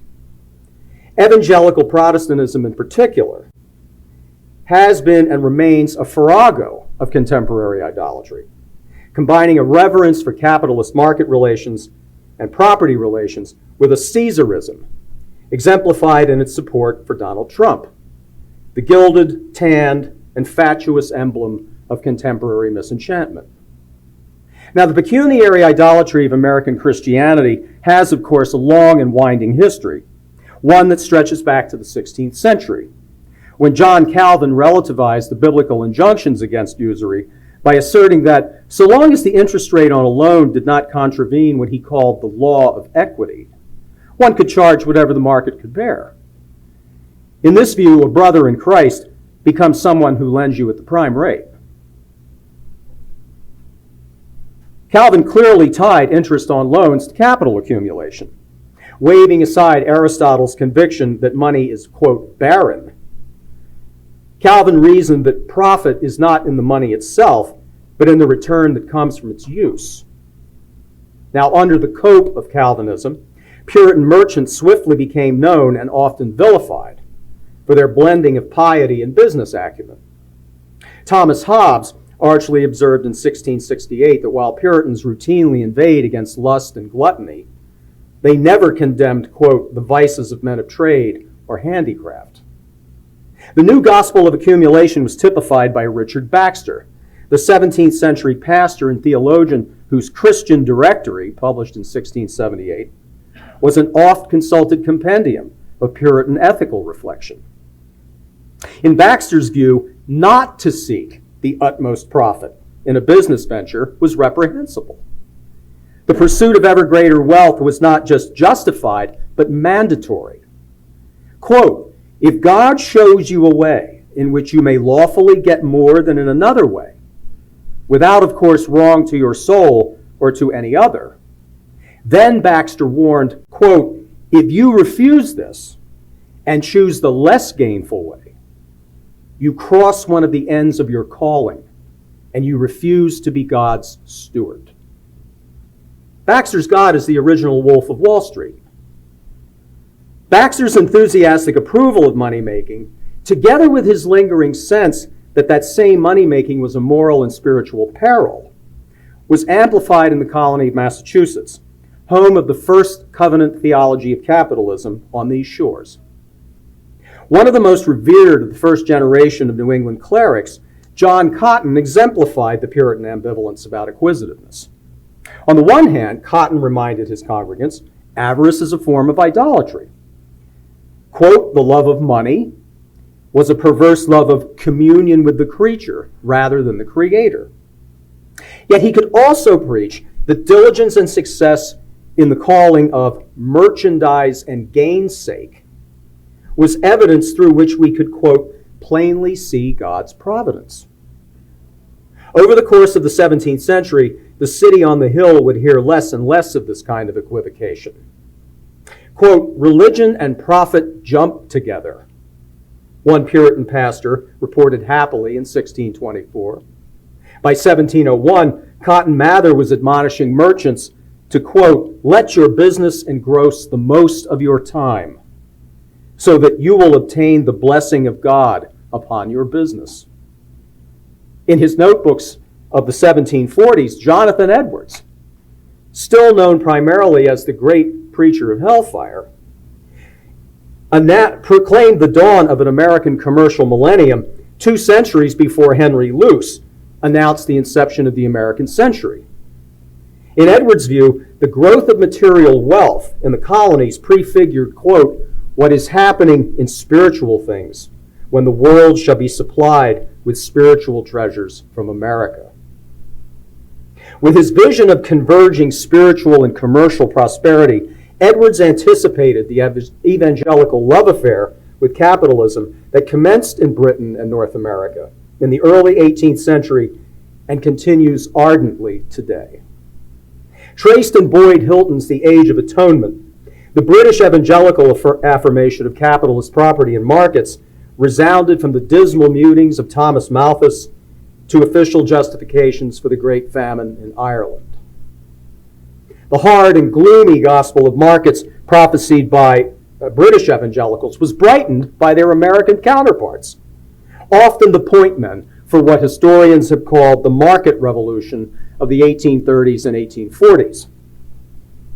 While visiting this country in the middle of this revolution, Alexis de Tocqueville was both bemused and appalled by the resolutely commercial spirituality exhibited by evangelical preachers, merchants, and artisans. Quote, American preachers refer to this world constantly, and indeed avert their eyes from it only with the greatest difficulty, he observed in Democracy in America. Listening to them, Tocqueville could not determine, quote, whether the chief object of religion is to procure eternal happiness in the other world or well-being in this one. Baptizing the ambitions of strivers in the maelstrom of the newly unfettered marketplace, merchants, small factory owners, enterprising planters, aspiring mechanics, prairie farmers eager for cash, credit, and land. Evangelicalism proved to be the perfect Protestant vehicle of misenchantment for people on the make. Its spiritual individualism and emotional fervor dovetailed nicely with the fluid, unpredictable conditions of a turbulent national market. Its Baconian conception of reason and science as the accumulation of facts blended well with the quantitative and pecuniary rationality central to the capitalist moral personality. Thus, I think evangelicalism belies the notion that enchantment and steely rationality are mutually exclusive. Even more certain than their Puritan forebears, that pecuniary success was manna from heaven, evangelical clergy and theologians robustly effected a reformation of the covenant theology, aligning goodness and mercenary prowess with greater precision and enthusiasm than John Cotton or Cotton Mather ever had. Quote, prosperity is our duty, Horace Bushnell told his bourgeois flock in Hartford, Connecticut in 1847, adding that their wealth was, quote, a reward and honor which God delights to bestow upon an upright people. Quote, political economy is an offspring of the Christian religion, one Methodist writer opined in 1863. I could multiply these quotes. The sacred nostrums of economics were expounded most prominently by Freeman Hunt, founder of Hunt's Merchants Magazine, the first monthly business periodical in America, and the country's leading commercial publication before the Civil War. In his 2-volume Lives of American Merchants, Hunt became the Plutarch of merchant capital, beatifying the successful businessman. Quote, no saint stands higher than the saint of trade, Hunt declared. The saint of the 19th century is the good merchant. The businessman was a chaplain of capital, celebrating the Eucharistic consecration of the market. Quote, he makes all work sacramental. He communes with God and man in buying and selling. Communion in both kinds. That's Hunt. The merchant's counting house, Hunt wrote, was, quote, a sanctuary. Evangelicals weren't alone in sacramentalizing capitalism. Mormons were arguably even more enamored of money than their evangelical antagonists, giving it, especially in the form of precious metals, a prominence in their theology that even evangelicals considered appalling. Although Mormons were obviously warned about the subtle corruptions of avarice and prosperity, their scriptures and prophecies are leavened with a gold-tinged vision of terrestrial plenitude. Throughout the Book of Mormon, for instance, America is depicted as a treasure trove awaiting the exploitation of the pious. America, the angel Moroni told Joseph Smith, quote, doth abound most plentifully in gold, silver, and all manner of precious ores. A clear exhortation to fashion its abundance into a gilded patriarchal Zion. Evangelical misenchantment pervaded the literature of business success well into the early 20th century, especially in the popular booklets of William Makepeace Thayer, who assured his readers in 1882 that, quote, God uses the transactions of this world to give all who do his will the highest success here and the greatest glory hereafter. The Bible, he asserted, is, quote, a business manual of exceptional quality. No wonder that it's Donald Trump's favorite book and that he has so many of them. Other popular volumes in the genre included God in Business, published in 1885, The Wonders of Prayer, published in the same year, both brimming with stories and vignettes illustrating direct divine intervention in the capitalist universe. While busy superintending the cosmos, God also settled debts, circulated banknotes, furnished capital, softened the hearts of creditors, and paid hotel bills on business trips. Echoing Freeman Hunt, evangelical business writers exhibited a pecuniary kind of metaphysics that they sometimes conveyed in his kind of sacramental vernacular. Money, one writer opined in 1883, is, quote, the modern miracle worker. It has a wonderful multiplying and transferring power. Another mused that the fortunes of business titans endowed them with, quote, a sort of halo. Riches, one successful clothing manufacturer contended, comprised, quote, an outward and visible sign of his adherence to, quote, the golden rule in business. Gilded Age evangelical capitalism was epitomized in the career of Russell Conwell, probably, I guess you'd say, the early 20th century's version of Joel Osteen, pastor of the largest Baptist congregation in the country and first president of Temple University in Philadelphia. Throughout the 1880s and 90s, Conwell traveled to hundreds of churches, colleges, and conventions to preach a standard sermon entitled Acres of Diamonds, which was published as a best-selling book in 1890. Quote, to make money honestly is to preach the gospel, Conwell declared. You can't make this up. In another sermon, Praying for Money. Listen up. Praying for money, Conwell argued that prosperity was evidence of, quote, the power of consistent prayer in producing objective results. Channeling the spirit of Richard Baxter, Conwell told audiences that opportunities for riches lay all around them, and that, quote, it's your God-given duty to seize them. One of Conwell's friends and admirers was the merchant and merchandising virtuoso John Wanamaker, who told employees at his Philadelphia store in 1910 that his success was providential. Quote, one hand, capital H, alone has made it possible for us to have this day of felicity. Plainly written over all these years, guiding and guarding, is the one signature of God. So Rockefeller's claim that God gave him his money was only the pithiest and most brazen example of a broader Gilded Age evangelical misenchantment. That's why it's so refreshing to read someone like Andrew Carnegie, an agnostic whose candor in his autobiography about the very terrestrial origins of his fortune is so much more engaging than Rockefeller's sanctimony. Evangelical misenchantment survived and even flourished through the corporate reconstruction of American capitalism and the New Deal order that emerged to regulate it. While the mainline Protestant churches made a kind of tenuous peace with the New Deal order, pagan Satanism, as one preacher maligned it, evangelical churches continued to preach the old-time economic gospel. Beginning in the 1930s and continuing through the post-war religious revival that crested in the 1950s, evangelicals created what amounted to an educational industrial complex that schooled the faithful in what can only be described as a prosperity gospel.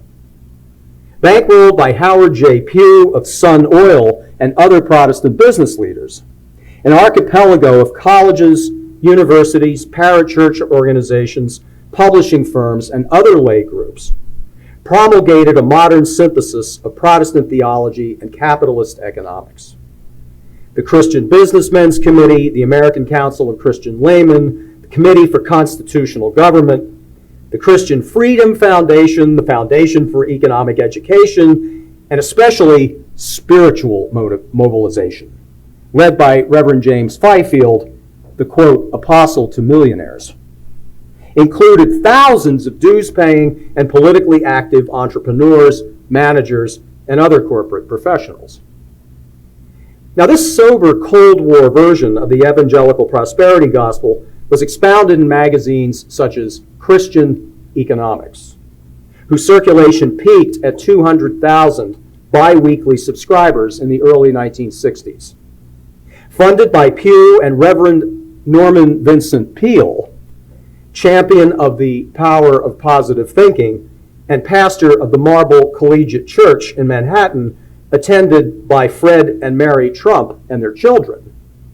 Its editor was Howard Kirshner, who declared in its pages that, quote, "the laws of economics are part of the laws of God." In his best-selling book, God, Gold, and Government, he was a gold bug, Kirshner rehearsed many of the traditional shibboleths of evangelical capitalism. The Bible is the greatest book on business ever written, etc., and added an insistence that a gold-backed dollar was the only reliable currency tenderable in the divine marketplace. Quote, "the reestablishment of honest money of intrinsic value was of a piece," he thought, "with the revival of real religion." Now, the sacrality of the free market remains a bedrock conviction of evangelical culture, even with the rise of the post-industrial service economy over the last 40 years. Blessing the rage to accumulate, hallowed by their predecessors. Preachers from Jerry Falwell to Pat Robertson to Creflo Dollar and Joel Osteen espoused more or less ostentatious versions of a consecrated capitalism. And it isn't simply jet-setting pastors who proclaim the gospel of wealth. As Bethany Morton demonstrates with extraordinary depth and empathy in her book, To Serve God and Walmart, the evangelical workers who comprise such a large percentage of the big box service proletariat see their exploitation as a form of Christian charity. The ideology of servant leadership sustains the patriarchal mythos of male Christian service workers, reconciles them to low wages and precarious employment, and paralyzes any effort to organize them. With store shelves and cubicles hallowed as the sites of their non-unionized imitatio Christi, the evangelical working class lives out an updated version of the striving mythology born in the upheavals of the 19th century market revolution. Now, you may have noticed so far that I haven't said anything about Catholics. In part, that's because the evidence of capitalist misenchantment among evangelicals is so much more voluminous and flamboyant. It's also in part because since the late 19th century, Catholicism has developed a tradition of social thought which, while certainly not socialist, has certainly been critical of the laissez-faire ideology affirmed in evangelical culture.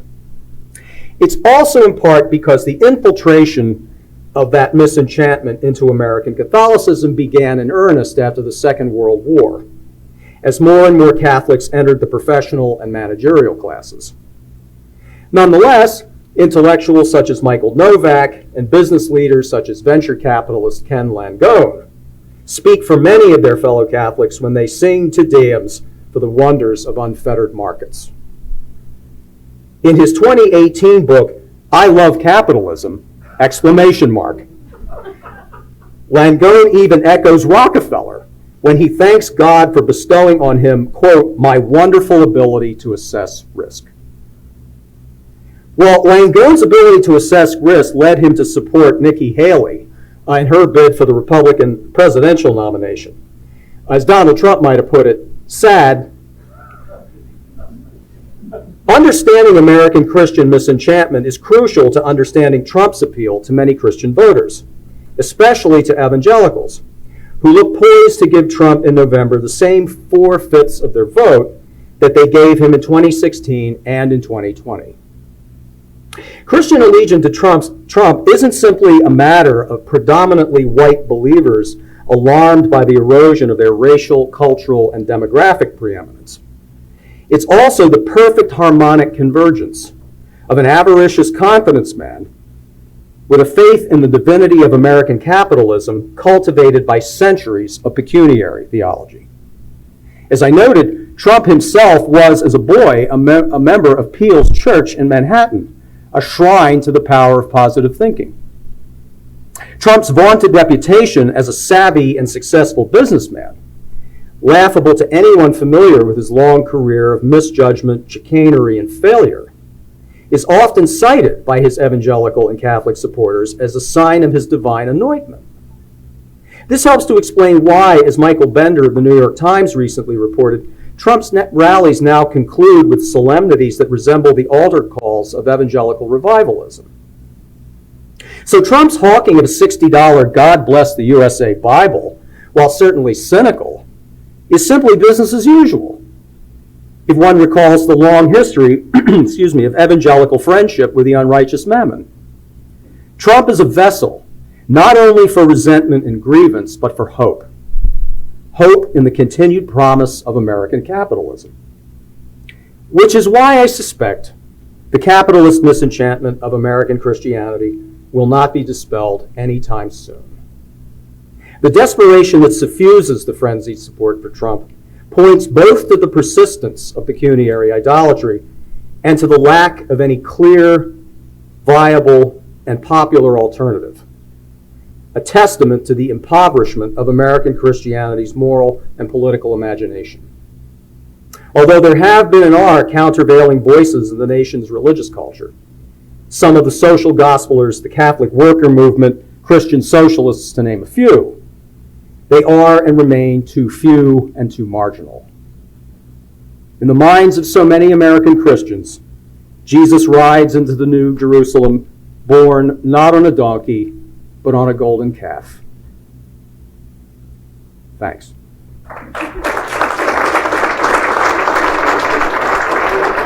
I'm supposed to over here. Grab it, one of you.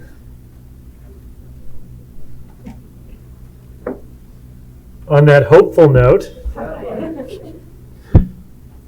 please do. Yes.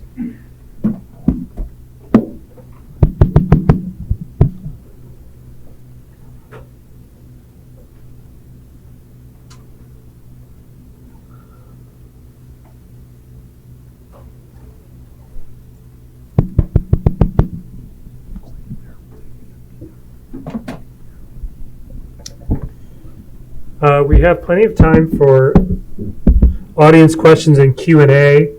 I may first just ask the panelists or invite them if they'd like to offer any follow-ups or responses to each other's presentations. I invite you to do that now. How did I get that role to be apostle to the millionaires? Is that job open?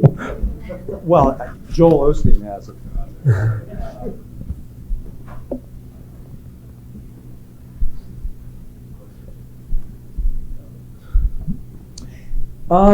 I guess, I've got like a lot of notes scribbled here. I guess one of my questions to Paul would be this. So when you talk about we are inhabiting this disenchanted framework, or this disenchanted framework envelops us, I sometimes wonder, I want to ask like the old Lone Ranger question. Who's we? Who's us? Are we talking about academics in faculty lounges?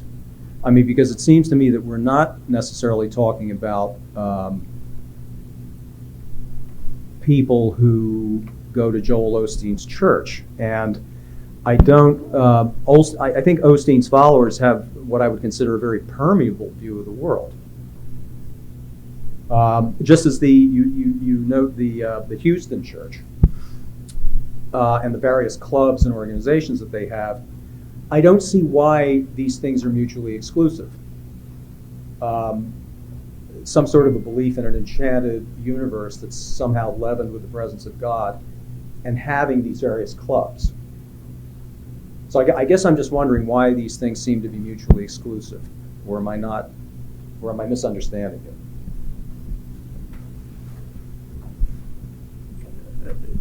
Well, in general, the point I'm trying to make is that there has been a shift of a cognitive style. That I've been collecting things about when the first great plague, 1348, hit Europe. The answer is novenas, confession, prayer, relics, and so on.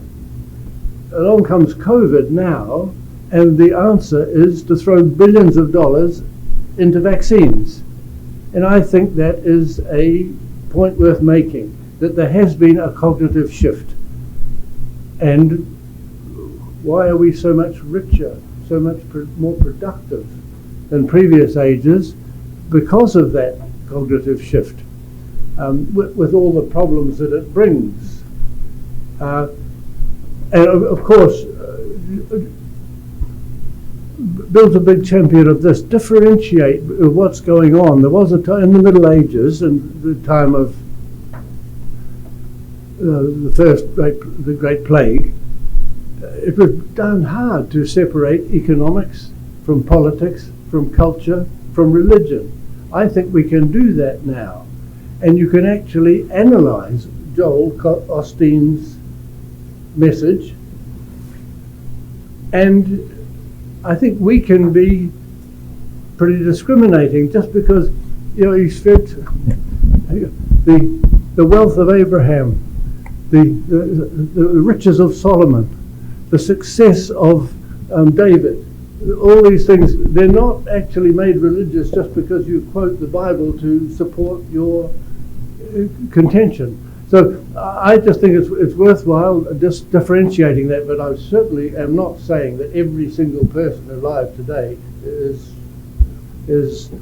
enchanted or disenchanted. But I'm just saying our societies are run, well, they have to be in a modern city of millions of people.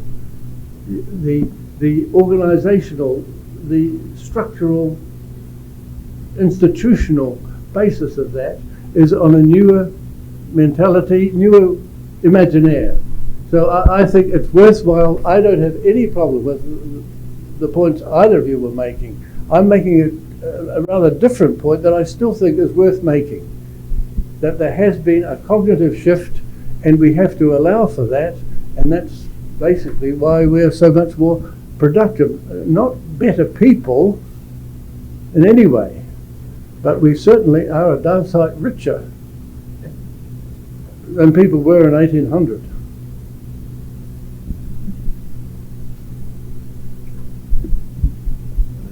Any response or follow-up? I know we have limited time, so you mentioned the COVID epidemic. My mind immediately went to the AIDS epidemic in the 1980s and 90s, which many people in the country considered to be a curse from God, or a punishment from God, which of course you could analyze scientifically, and which of course you could treat medically. But millions of people thought that this was a punishment from the heavens.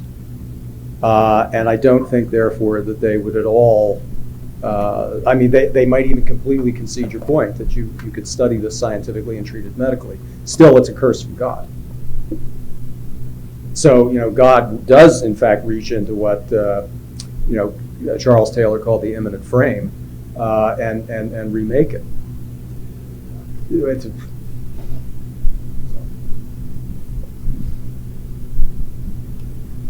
I think we'll open it up now to the audience for questions. If you'd like to ask a question, maybe step up to this microphone, and we'll also take questions from the metaverse, either people or AI bots. If you have a question, we open it up.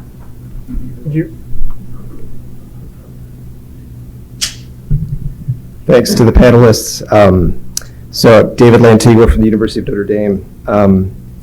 Kind of pick up on Professor McCarraher's very stimulating talk, but just as it's connected to the panelists as well.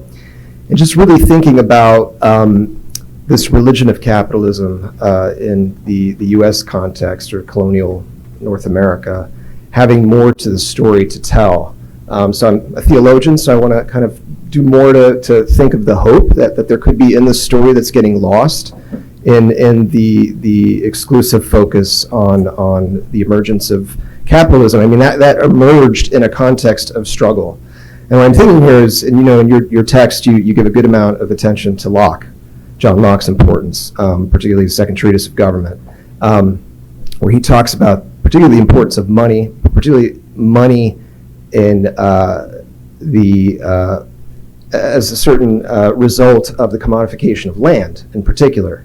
And so that wasn't something that easily happened for the Puritans and for members of the different companies that came over from England. They had to struggle against the indigenous communities. And so I guess what I'm interested in is just hearing more about what kinds of enchantment can we look to as an alternative to the misenchantment When I'm thinking here in the context of someone like Pope Francis and talking about the importance of something like ecological conversion, which has to do with our understanding of our relationship to land, in particular in the sacredness of land. You were quoting, as I recall, that from Governor Winslow, religion and profit jump together. And as I remember, Winslow actually doesn't use that as a positive statement, but rather it's a critique of the way the Puritans are acting. I mean, he had good relations with a native chief in some of those early relationships of the colonists.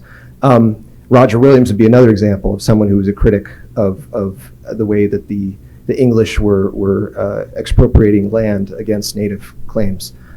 So I guess, yeah, just thinking more about kind of what the implications are of re-enchanting or finding sources of enchantment that come from these richer traditions, wisdom traditions.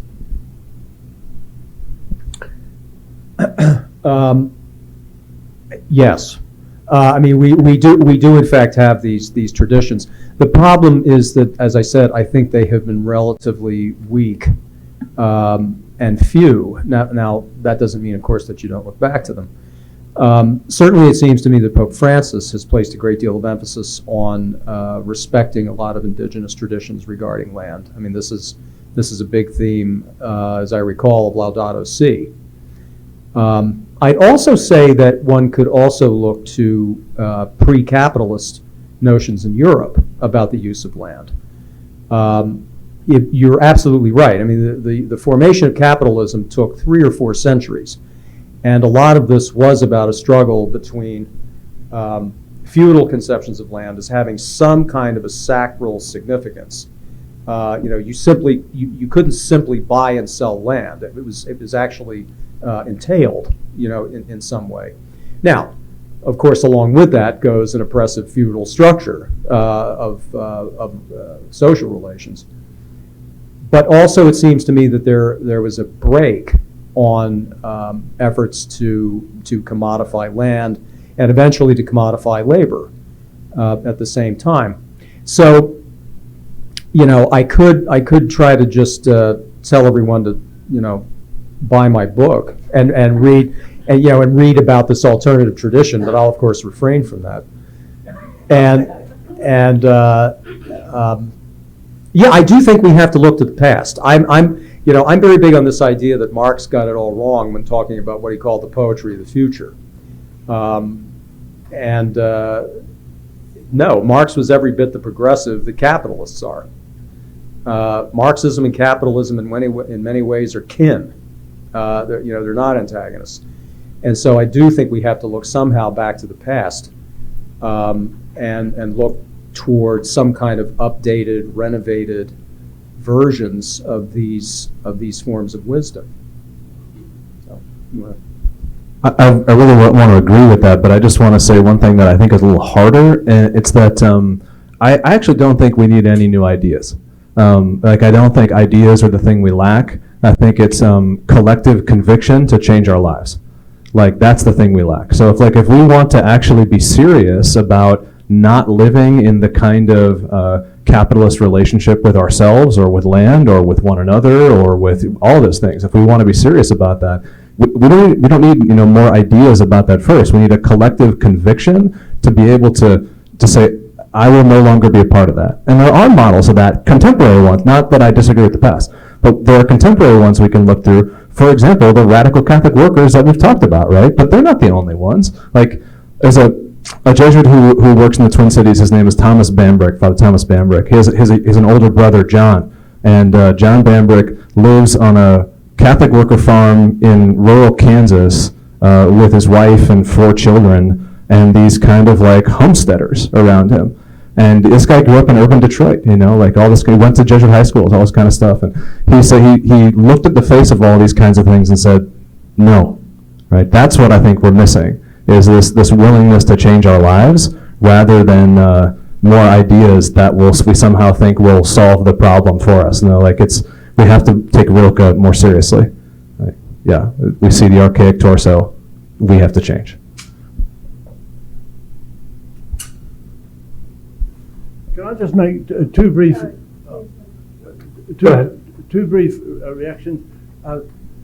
I do think academics, we have a problem mentioning capitalism.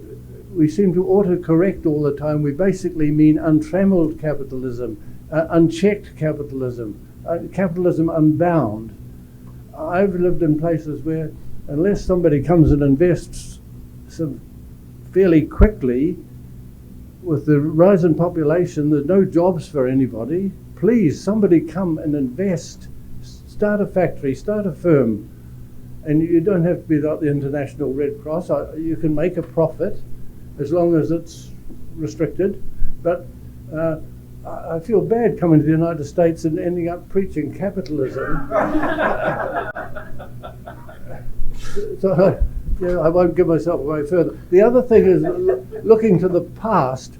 I think I would stress the other angle, that as somebody said, modern life, it's like a World Cup in which the first round is soccer, the second round is rugby football, the third round is hockey, and the fourth round is basketball. We've got to know where we are. We're not fighting the battles back there. I think the world of Oppenheimer, there's an awful lot of new things that were not problems before, that I think a lot of effort could go into addressing those issues.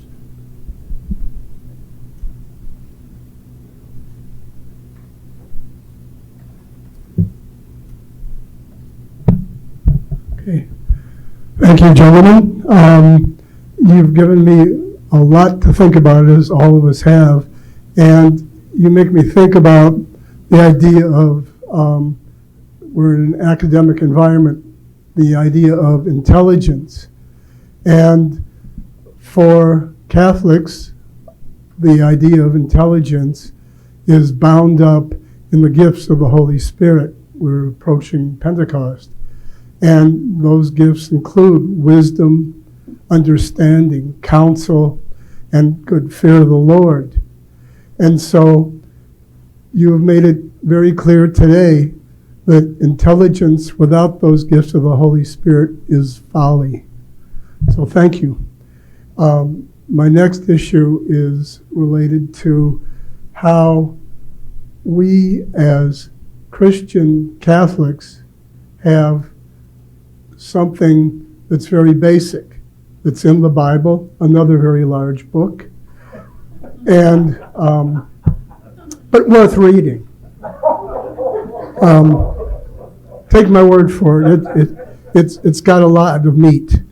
In any case, the Bible gives us to know, as we have during this Easter season, that Christ has died, Christ is risen, and that Christ will come again, and that each of us here and each of us in the world will stand or kneel or lay before the throne of God for our final judgment, which will end in either heaven or hell.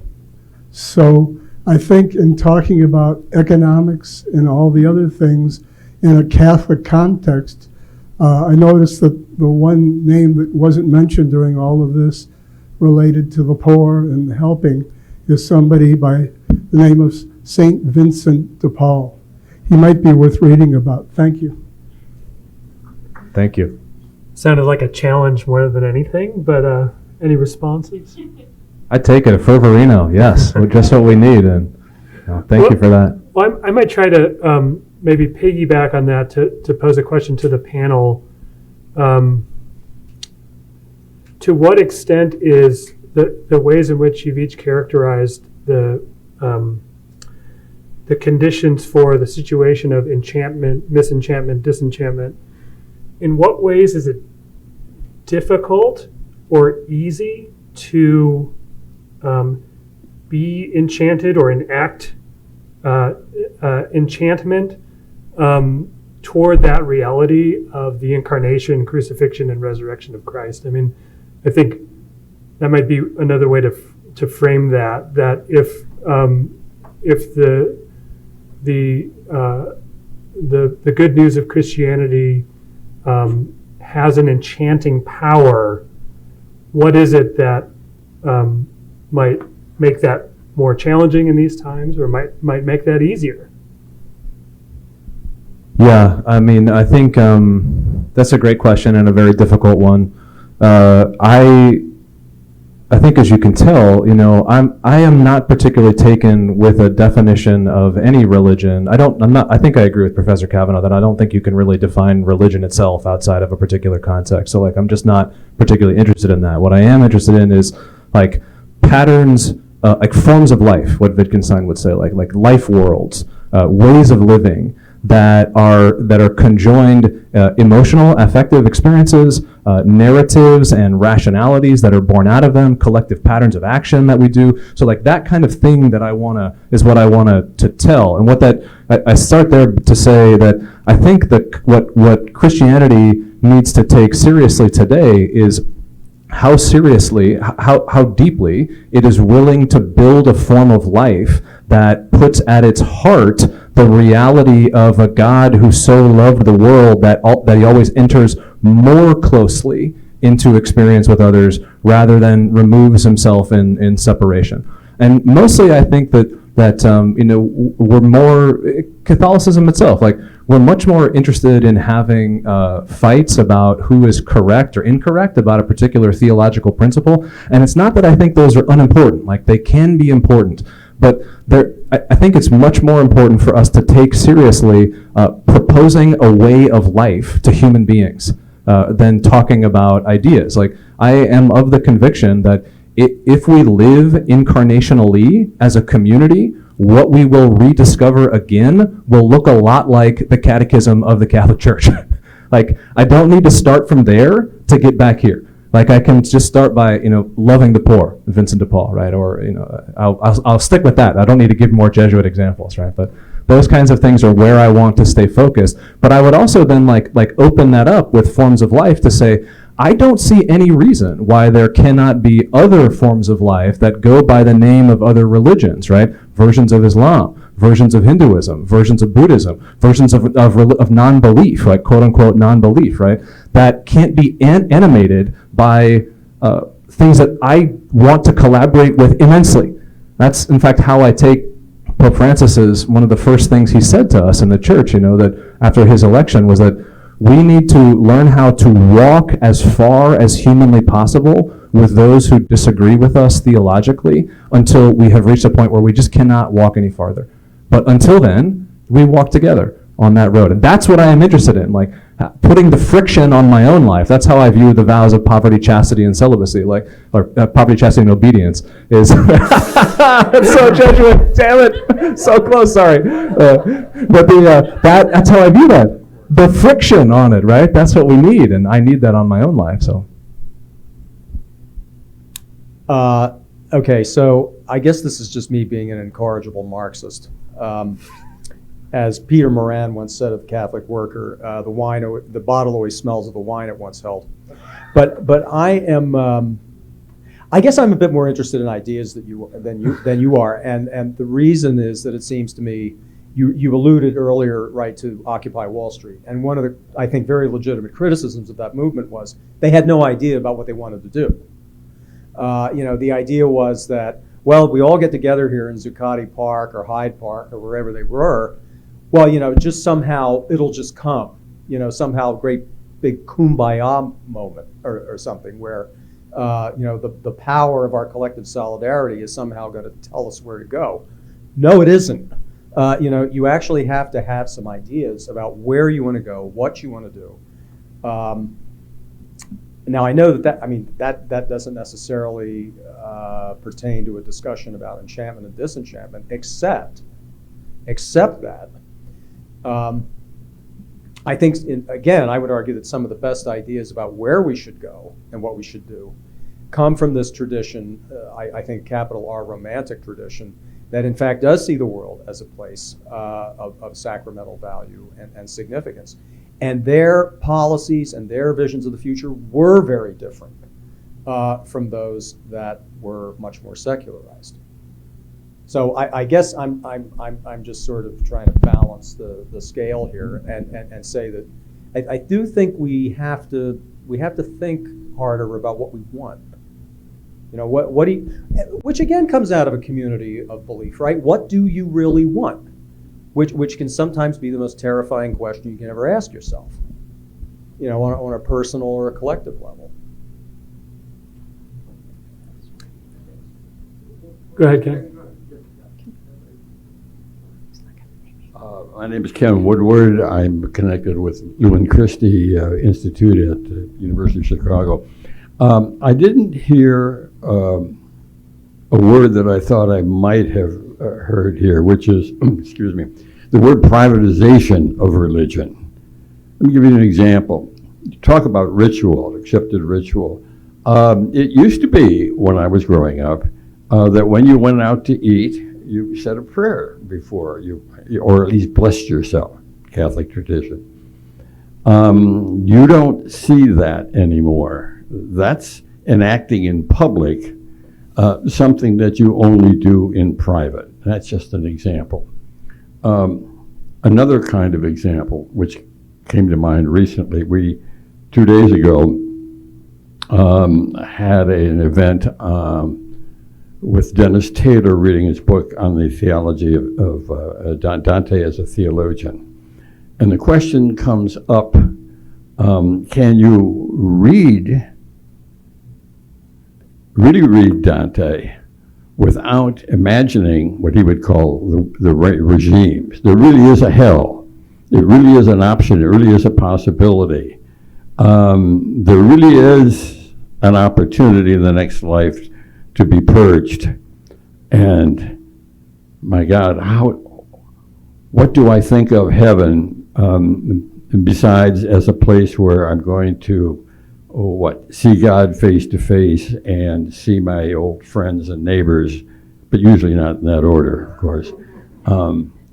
So it seems to me the privatization of any enchantments you might have access to mitigates against anything larger than what some solution that you've been talking about or has been talked about today.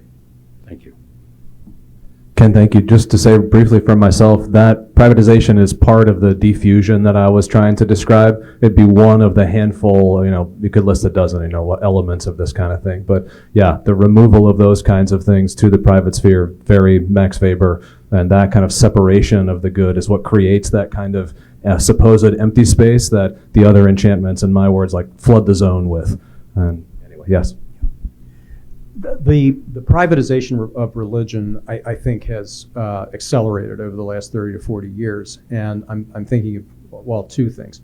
One is I'm recalling that old book, Habits of the Heart, from the 1980s, the Robert Bellow collaboration, in which they interviewed a woman who they called Sheila, right? And they asked her what her religious beliefs were. And she said, well, I have a little bit of Christianity, a little bit of Hinduism, a little bit of Buddhism, a little bit of this, a little bit of that, and it's called Sheilaism. And I don't recall if at the time they thought this represented the future of American religious culture, but here we are.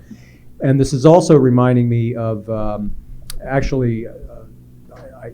somebody I know who one of the students did a project about here, Tara Isabella Burton.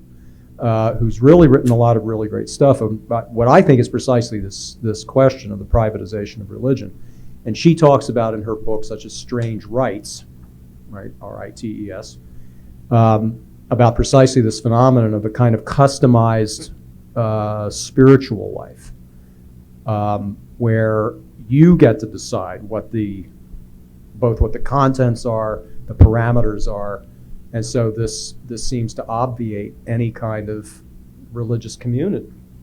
If we're all talking, it's the example you gave from Wall Street of, well, I am an empowered individual, and all of a sudden things just totally diffuse. So, yeah. I think the point you're making bears out in the claim I was making, that Dante came from another world. And even reading today, Dante, is mighty hard for an awful lot of people. They really don't know what he's talking about. And to me, the privatization, part and parcel of the world we live in. That you go to university, you go to school, you're taught to think for yourself. Whereas Dante had a whole worldview out there that he bought into. And it's mighty hard to reconstruct that now. Very hard. Yeah, I think we have a worldview that we are inculcated into the same way that Dante was. But to quote, or I'm gonna mangle your line, Professor Cavanaugh, from your new book, but the hegemony of optionality, I think you called it. Like, this is the world into which we are involuntarily inculcated, the same way Dante was involuntarily inculcated into a very different one. Thank you. We're going to take one question, online question, and then you two gentlemen, and that'll probably be our time. Go ahead, Karen. All right. My name is One moment, I'm sorry. We're taking the online question first. Yeah, Sorry.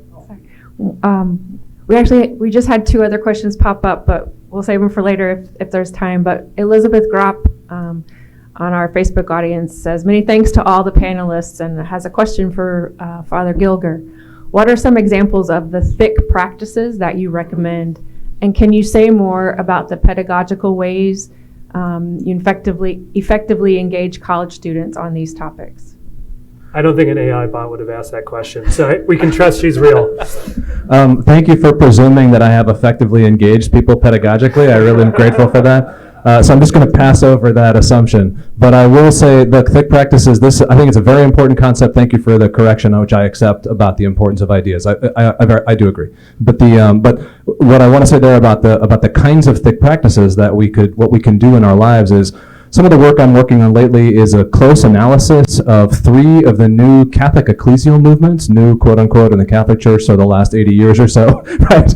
And these are groups like the Focolare, or Communion and Liberation, or Sant'Egidio. And these are communities of laypersons in the Catholic Church who have decided to structure their lives around a particular version of Catholicism, and they do not allow other things like nationalism or the marketplace, etc., to technology to trump their affiliation with this way of structuring their lives. In fact, the vice versa. So one example of this we can take from the community of Sant'Egidio. This is a Roman community that is a group of friends. They do not live together. They live in their own apartments there, but every evening they gather for a liturgy of the hours, a night prayer that they sing together with lay preaching that is often very focused on how the gospel of the day relates to a call to serve the poor. And serve, in fact, is the wrong word. To befriend the poor, incorporate the poor into their lives. And that is the thick practice of the community of Sant'Egidio, is this thick practice of friendship with the marginalized, such that people on the edges of society have a claim on their everyday life. A tiny example. I was while I was doing this research, like a good sociologist, I'm having pizza with my research subjects. Well, because they're Roman, so which is very nice. Pick good subjects for yourselves. But we're enjoying ourselves here, and one of the men gets a phone call in the middle of dinner. And he stands up and steps aside, answers it, and is talking for a second, and he's like, okay, yeah, we'll be there. Well, we're eating dinner right now, but we could be there in, I don't know, half an hour, or something like this. And like, okay, blah, blah, see you, hang up. And he comes back, and his wife says, who is that? And he goes, oh, it's our friend such and such. And she's like, oh, cool. What are we going to do? And she goes, oh, we're going to go meet him and give him that coat that he's been asking for, in a little while here, half an hour. I told him we'd finish dinner. And I was like, who is this person? This person, who will remain nameless, right, lives inside Grand Central Station, inside the tunnels in the station there. All right, so a homeless man that they have befriended, and who now is such close friends with them that he has their phone number and can call them at dinner. And this is not just a one-way street. It's not just a donation service, right? Then they will incorporate him, and he will be like very happy to give them things. And that is a change of life that creates friction on the way we normally do business in the world. And that's the kind of thing which I said, to your great question, that's what I'm really interested in. But there are many ways that we could imagine it. That's just one. It doesn't have to be that one. It can be others. Great. Please. Just one point on that. That's wonderful, and I agree and I approve, and I'm humbled by hearing that. But I do think we've got to keep that in proportion, that the Sant'Egidio is an important group and it does important work. But the idea that our world is being changed by these individuals, I think we have to be cautious in not over stressing the contribution there. I gently disagree.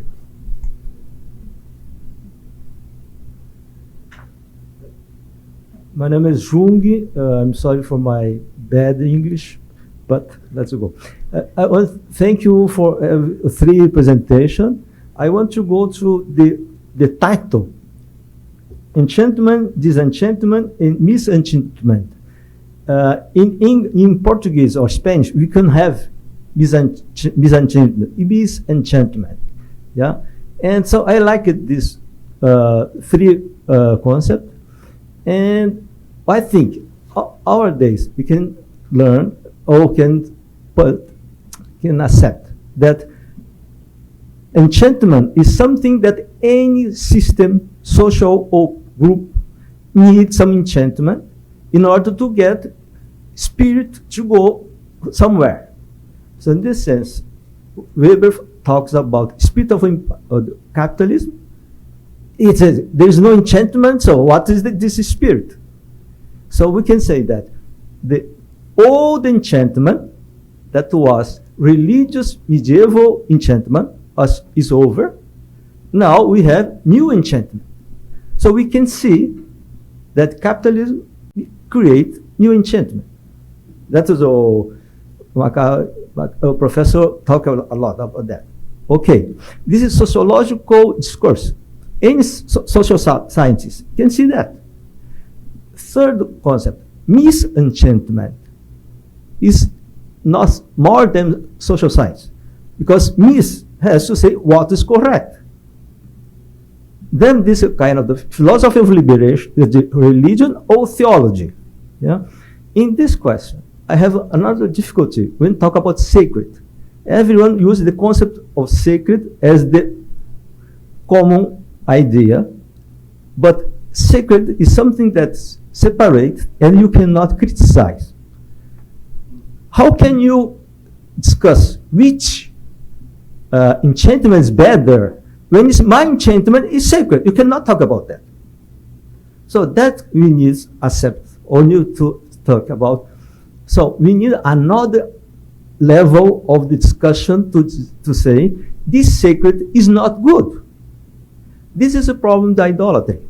So I like this discussion, this seminary, because in the perspective of the Bible, not every ritual about Yahweh is good.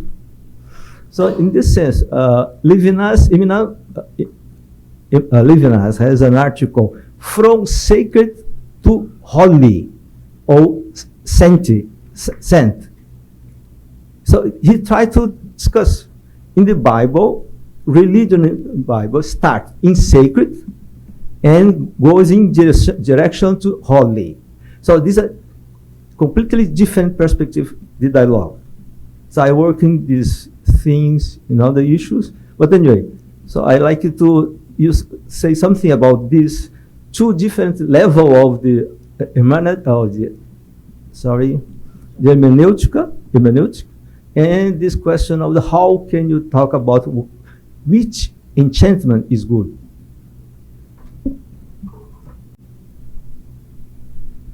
Yeah, I can say something briefly about that. So I think you're completely correct. As a social scientist, we are often taught, I was often trained at the New School, which is a great place, to put my own values in check so as to be able to try to understand the spirit of another, what's happening in the life world of another. And there is, I think, a sense of I can put those into abeyance. I cannot, shove them in a box, right? I can hold them back for a moment to try to learn. So the value neutrality of the social sciences, I think, is a good methodological principle in study. I do not think it is a viable theoretical frame that can be defended, because every pretension to neutrality will be inhabited by another activity, right? It will just move there. So I very much agree that we want to have those kinds of things. I will say just a last thing though, in the social sciences, even if there is neutrality, there is still a way to evaluate the kinds of sacrality there. It wouldn't be in terms of the holy, but you can evaluate the versions of the sacred in terms of outcomes. So you could say very clearly the kind of sacred that is associated with a version of fascist politics produces kinds of outcomes that we can make judgments about. Do we want this or not? And do we want this, yes or no? So those kinds of judgments, even from social sciences, we can judge the kinds of effects that they have. And not just on public and on political pressures, but also on institutions or on persons. So we can make some distinctions there, even from the perspective of the social sciences. That said, look, I also agree with you as a Catholic priest, and not just as a priest, as a thinker. One of the ways I push against the dominant frame of the social sciences is to argue in this exact way, that we need to overcome the theoretical pretension to neutrality and instead be animated by a place where we can argue about visions of the good, which I'm very excited about. Like, I might be wrong about the vision of the good that I have, but if I am wrong, I want to find out, because I want the other one. Anyway. One of the reasons I wrote the book that I did is that I was intrigued when teaching a lot of my business students at Villanova, and yes, I do get a lot of business students in my classes, is to point out to them just how enchanting, for example, the discipline of economics is. And generally, I tend to think of economics the way John Ruskin did, which is basically as another form of astrology, tarot cards, and whatever. In other words, it's a pseudoscience. And to any economists in the room, I am not sorry. So, two things I try to point out to these students. One is that on your first maybe your second day of introductory economics, you are not in economics, you are in a philosophy class. Oh, why is that? Because you are being taught an ontology and an anthropology. You are being taught that the world is a place of scarcity. That is an ontological assertion. And you are being taught a certain kind of humanism or anthropology. You are being told that human beings are rational, utility-maximizing individuals.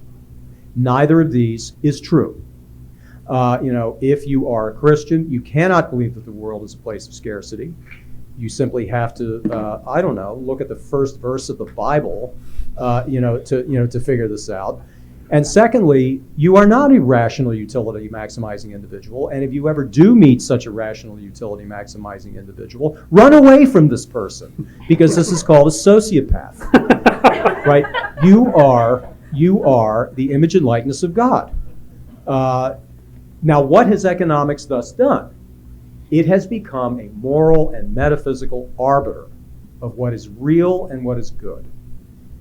That cannot be abided, right? Because that's part of what any sort of enchantment is. It's a belief about the nature of the universe and about the nature of human beings. And so this is why economics is a pseudo-discipline. Because it's trying to be a kind of moral and metaphysical alchemist, in a way. And I'll just give you one more example. Economics itself, in a sly way, admits this. In economics, there is a concept of what is called effective demand. If I am thirsty, yet I have no water to buy, I have no money to buy water, my thirst does not exist. It does not exist. Now, you will say, but yes, you are thirsty. No, I'm not. Not as a matter of the marketplace, I'm not. What makes that thirst real? Money makes that thirst real. It calls it into existence. Ex nihilo. There it is. So, hence, money is an idol.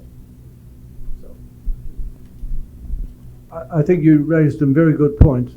To me, one of the big things is sorting out, differentiating the use of the same word. For somebody in California to sit there and just look inside himself, that's religion, but it's not what Thomas Aquinas was doing. And I want to stress that there has been a shift, even a word like we've just seen, disenchantment, enchantment. There are different ways of looking at that, and I still think the point I was making is worth making, that there has been a cognitive shift and Christianity has been greatly affected because it's no longer the immediate, ordinary, natural response to look to another world.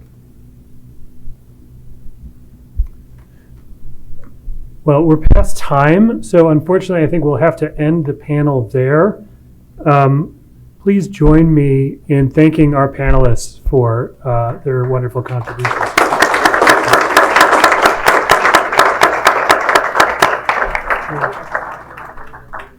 starting again at 10 o'clock tomorrow morning. Yeah, we will start at 10 o'clock tomorrow. Please join us. There will be